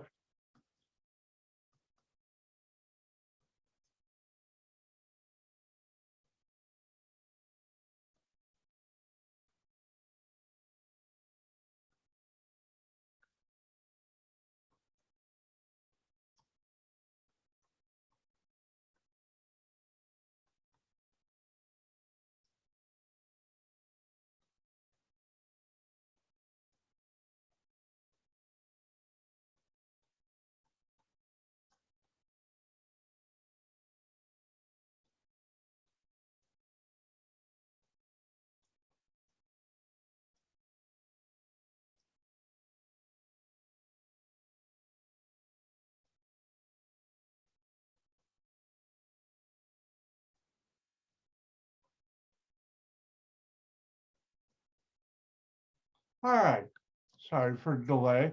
Let's look at this molecule. And there's a repeating unit.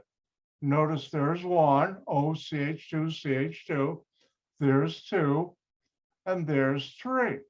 So another way I could write this molecule using parentheses, which I've mentioned briefly, but now I'm going to use the methyl group. What's my repeating unit? I'll put in brackets, OCH3, CH2, close brackets. How many times does it repeat? 1, 2, 3. So I'll put a 3 subscript, and on the outside, I have my hydroxyl group. Now, this is another way of writing this. Now, notice 3. I added 1, then 2, then 3 ethylene oxide molecules, and I got this molecule.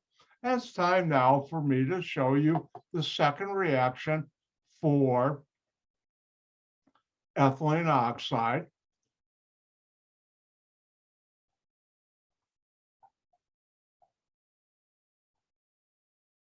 And that's this.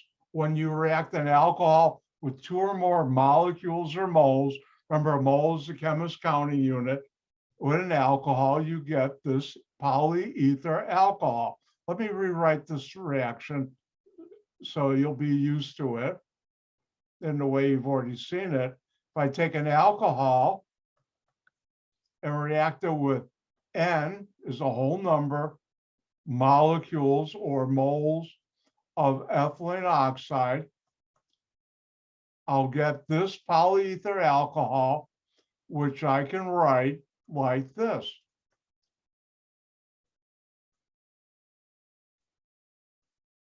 And notice in the example I showed you above, N was 3 molecules. So let's try this one again.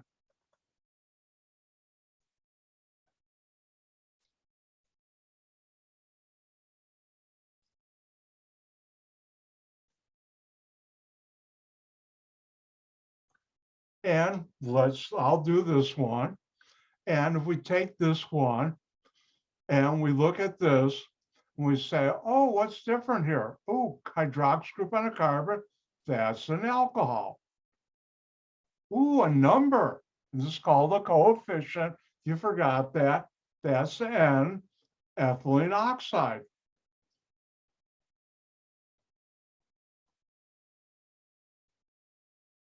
And now, what do you get? You get this polyether alcohol, where we use the brackets to show the repeating unit. And it's important. Common mistake on test 2 is students put the hydroxyl group inside the bracket, and that's wrong, and I mark it wrong. That hydroxyl group is outside. So what's our R group? Ethyl. I have 5 moles of that, so I'm going to have my bracket OCH2, CH2, close bracket, what's N? 5. And outside I'll have my hydroxyl group. And that's how you do it. I've worked with companies where routinely N can be 2, 5, 10, 15, 20, 25. In the lab, we've gone up to personally 100, but usually you go up to about 20, 25 for N in a production unit. All right, well, I better let you try one.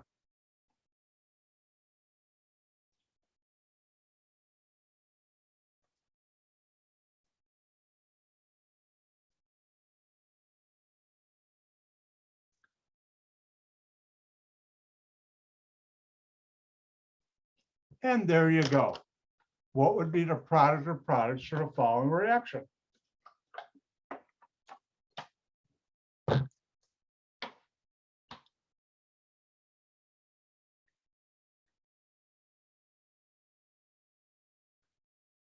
Now, a lot of these type of molecules reacting with an alcohol with N moles of ethylene oxide are used in your personal care products. Things like conditioners, shampoos, other personal care products. You'll find these type of molecules in there. There are also a version of this in your liquid hand soaps. So if you're wondering, why am I learning this? Well, these are used to make molecules in products you probably buy. Look at the label. That's one of the advantages of taking this class with Dr. White, me. By the end of the semester, you can look at the label of things you buy, and you can find out what molecules they're using, chemicals, and you can also look up the MSDS sheet like I just showed you and find out if they're dangerous. I want no part of this.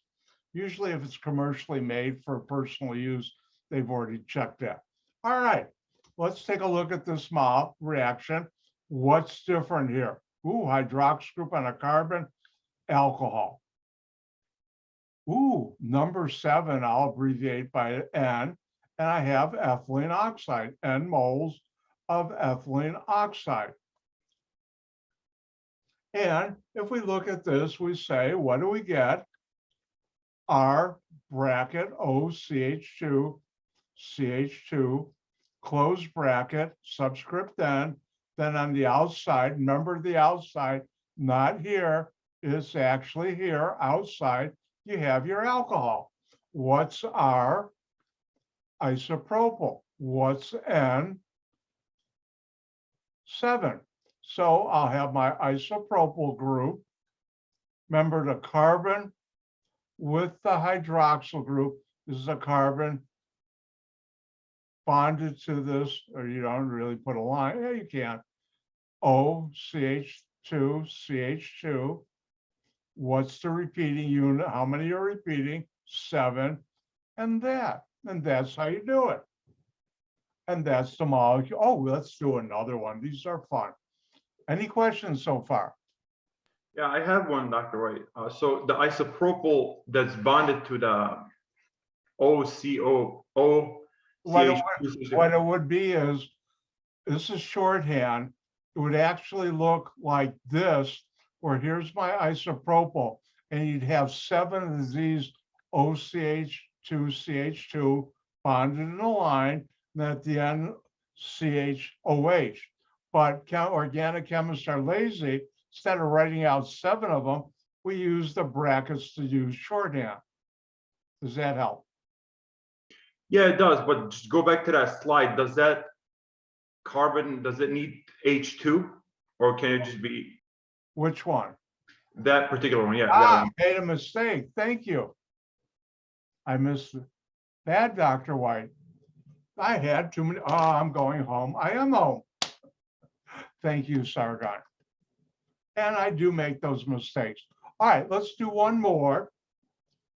Ooh, let's do a fun one.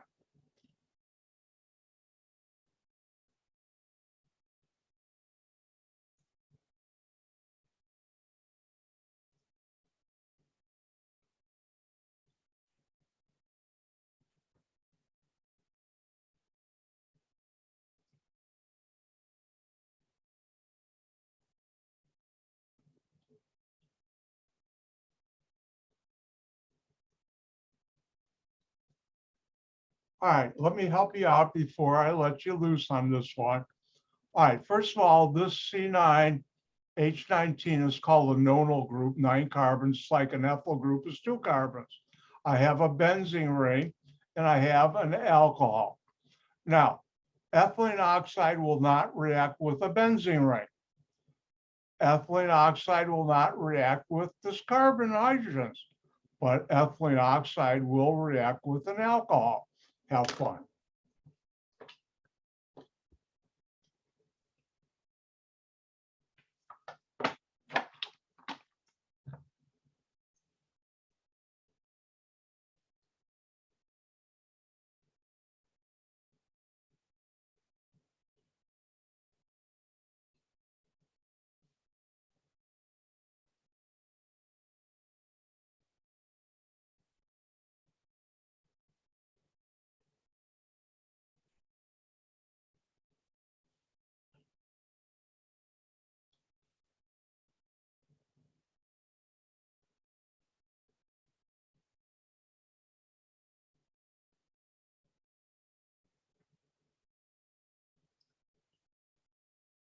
And that's the beauty of organic chemistry.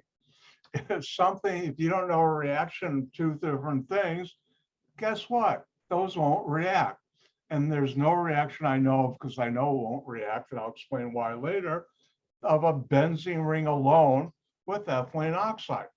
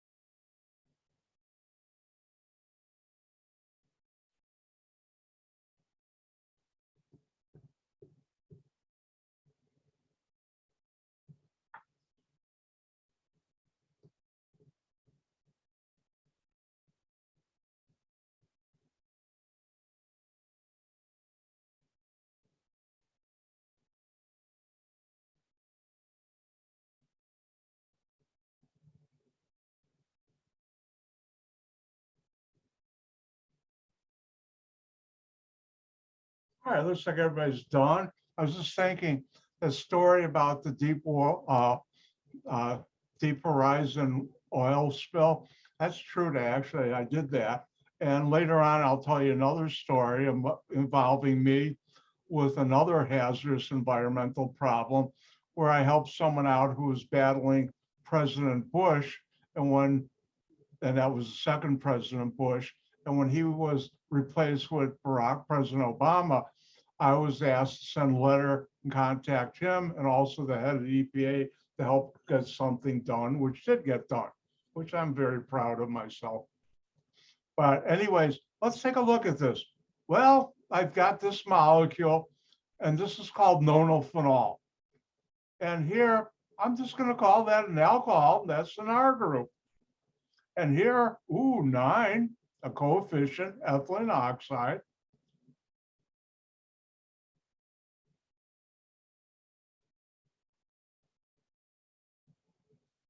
And I know I get this polyether. And keep an eye on me. I made one mistake already today. Sorry. And thank you for catching me, Sargon. This molecule. So what's my R group? This nonophenol group.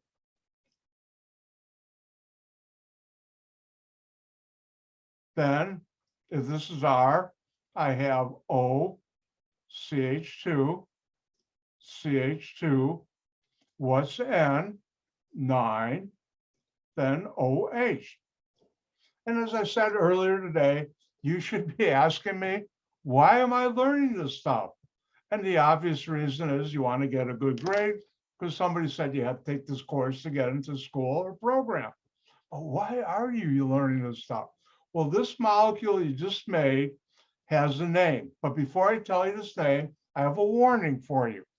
I'm going to be getting into things that you wouldn't think I'd get into. I'm in no way taking a moral view of anything or statement or position. I'm just explaining the organic chemistry of things in our daily life. Now, this is called Nonoxyline. That's a trade name. It's not a common name. It's not an IUPAC name. It's a trade name. And let's look at Nonoxyline. Now, Nonoxyline is this molecule you just made. It just looks nicer when I use my software. Now, it is a class of compounds called surfactants. Surfactants is a shorthand name for surface active agents. And those are molecules that interact at different surfaces and cause things. Soap is a surfactant, which I'll teach you about. And this surfactant happens to be a spermicide. But you never thought you'd get into that in here.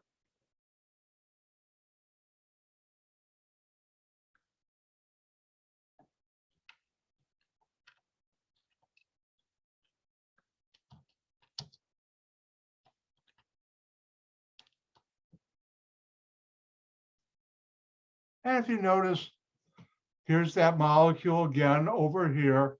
Here are my 9 carbons. They're using parentheses, benzene ring, oxygen, CH2, CH2, subscript 9, OH. And this is a spermicide. If you go to your big box stores, any big box store where they sell prophylactics, otherwise known as contraceptives or rubbers, you can find lubricated condoms that are lubricated on the outside with Nonoxyline, and they kill sperm. How that does it, I've read somewhere it's something to do with it gets in and messes up with the mobility of the sperm being, I don't know that, but it's used there. It's also used in the foam for cervical barriers of a diaphragm, which is, again, birth control. And its most contraceptive sponges contain that. Now, it's also a lubricant, and I don't shave, as you can tell, but it's used in shaving cream, which I guess that explains why men's faces don't get pregnant. But it's there, and it's a surfactant in a molecule or product that helps relieve and take the chemical in poison ivy that gets into your skin, makes you want to rip it off, it irritates it, gets it out. And how do you make this compound? Just like I showed you. You take nonophenol and react it with ethylene oxide, 9 moles. So why are we doing these things? These are chemical reactions that are used to make chemicals that people use in our daily life. You may not, but others do. All right, if I look at the clock, I better start lab. This is a quick lab, and when we were face to face, I throw it in there in case I need extra time, like I do. Let me first, before we start the lab, say the following. Between now and Saturday, I will send out an email letting you know about President's Day, which I think Danielle was correct in pointing it out. Thank you. But I'll confirm that we don't have any, oops, this is getting wavy on me. But anyways, I'll confirm about Monday, which I believe is, I've already am correct. But it's lab time. But first of all, I got to open the lab, so hold on there.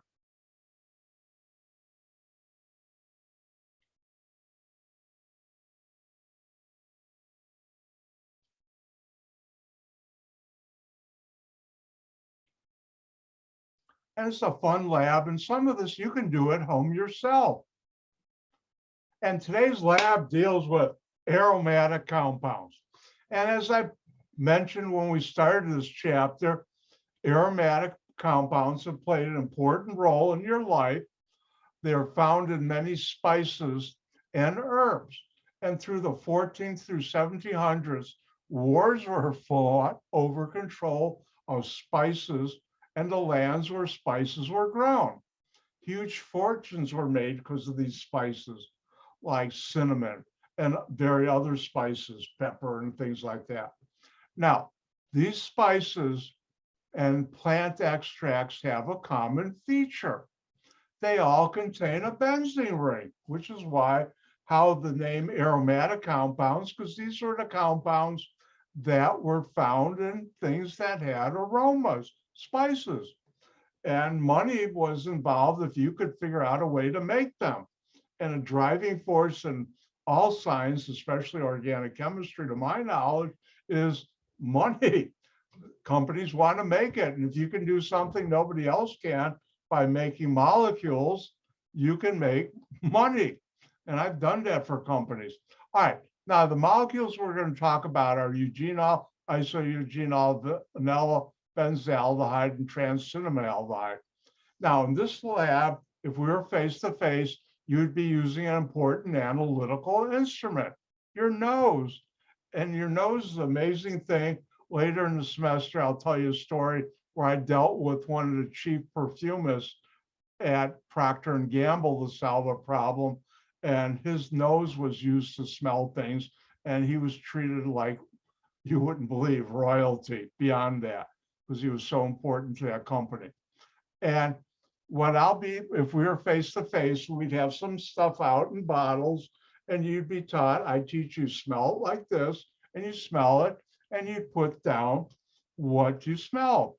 And those things you'd be smelling would be cinnamon, cloves, nutmeg, vanillin, it's actually a powder, and benzaldehyde. Well, you're not face to face. And what we do is I'd ask you to put it on a little piece of paper. If it was a solid, there's one liquid. I'd have you put it with an eyedropper on a piece of paper and you smell it. Now, here, if you have a chance, put down what you think of cinnamon smells like to you, nutmeg, vanillin, like in vanilla extract. Now, let me help you out. Cloves, the key chemical there is eugenol, and you should write this down. In cinnamon,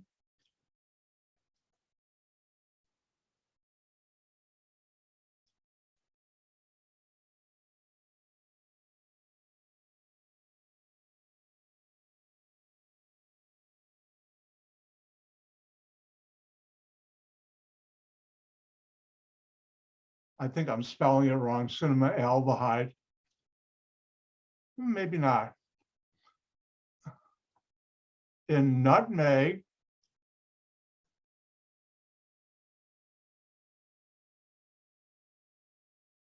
isoeugenol. In vanillin, it's vanillin. In vanilla extract, you can look that up. And benzaldehyde is the IUPAC name for a molecule. Now, I helped you out. If you smell cloves, a lot of students will say, oh, it smells like a Christmas ham. I'll say it smells like a dentist office. Dentist office? What are you talking about? If you've ever had dental work, unfortunately, it's hereditary in my family. Problems, dental problems, lots of them. And they inject you to anesthetize a nerve or whatever you're having. If you've got a good dentist, and I've had a couple, they'll take a liquid and put it on your gum. And that will anesthetize your gum. So when they put the needle in there, it doesn't hurt, which is a good thing. What do they put on there? Oil of cloves, eugenol. And that's why when I smell cloves, I think of my dentist's office from all the, unfortunately, injections I've had. I've smelled that compound a lot. Now, cinnamon, put down whatever you think. I think most of you have cinnamon. If you leave it blank, it's all right. Same thing with nutmeg. I should tell you, from solving odor problem for a chemical we made, there was, I'll talk about it later, $60 million a year on could I solve it or not? I did, thank God. But anyways, I learned from the senior perfumer at Procter & Gamble, odors are a very personalized thing. What my background and life experiences When I smell thing, it will make me think of something. And someone else who doesn't have that life experience I have different ones, will have a different observation of what that smells like. And that's all right. That happens. Now, vanillin, if you've ever smelled vanilla extract, put down. Now, benzaldehyde, I love this one because I pass it around. And benzaldehyde is the key chemical in cherries. If you've ever smelled maraschino cherries, those are the red cherries on top of a sundae that are so chemically treated, they glow in the dark. No, they don't, but I love them. Also, if you smell Dr. Pepper, and I love my Dr. Pepper, I've got 2 cases down in my utility room. Keep it on hand. You smell the cherry, and that's benzaldehyde. Now, another interesting place you can smell the same smell of benzaldehyde is almonds. And if you smell almonds, or if I smell benzaldehyde, when I smell it, it's actual liquid chemical, we were face to face, we're doing this, I can at the same time smell the cherries, and I can also smell the almonds. And if you've ever been in Europe, important thing is this very sweet almond paste called almond mascarpone, and that's used in various pastries, and I love that. Belgium is a dangerous place to go into bakery shops. So it was in the Netherlands. England, they do bland things, but in parts of Europe, it's dangerous. And that's today's lab. And you'll be asked to answer these questions. Notice here, I guess you didn't have to draw the structure. Now, don't forget to answer question number 3. Students forget that. They forget to see that at the bottom of the page. And that's today's lab. Again, if you have it, smell it. If you leave these blank, that's okay.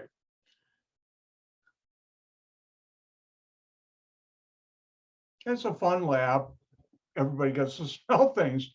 And I had one student at the other school, we did a similar lab, that the next week he said, could you bring out the benzaldehyde? And he bothered me the whole lab. Can I smell the benzaldehyde? I said, that was last week. And finally I said, well, if you're good the rest of the lab, I'll let you. I brought it out and he was in 7th heaven. But anyways, I guess I created a benzaldehyde freak. And with that, listen carefully. One, next couple of days, I'll put out an email about Monday's class. More importantly, in about 5 minutes or so, I'm gonna get up and stretch first. I will send out an email to each of you with the password to open the password protected PDF file on D2L, which you can download in the assignment areas I showed you the beginning of class today. You have until noon tomorrow to upload it as a single PDF file. I have files in that assignment to show you how to do it. Do it just like you've been doing the labs. If you don't have a printer, just write problem 1A and your answer 1B, 2A, B, C, whatever. And just write it out. And you don't have to write out the whole problems. I have a good memory. I know what they are and I know the answers too. By Sunday, 1 p.m., I will have your score in D2L for test number 1. And I'll send out individual emails with you to you that have your points for each answer, how many you got on test number 1. On Wednesday, since it looks like we're not having class on Monday, I will go through the whole test, all the answers, but I'll cut it out of the video.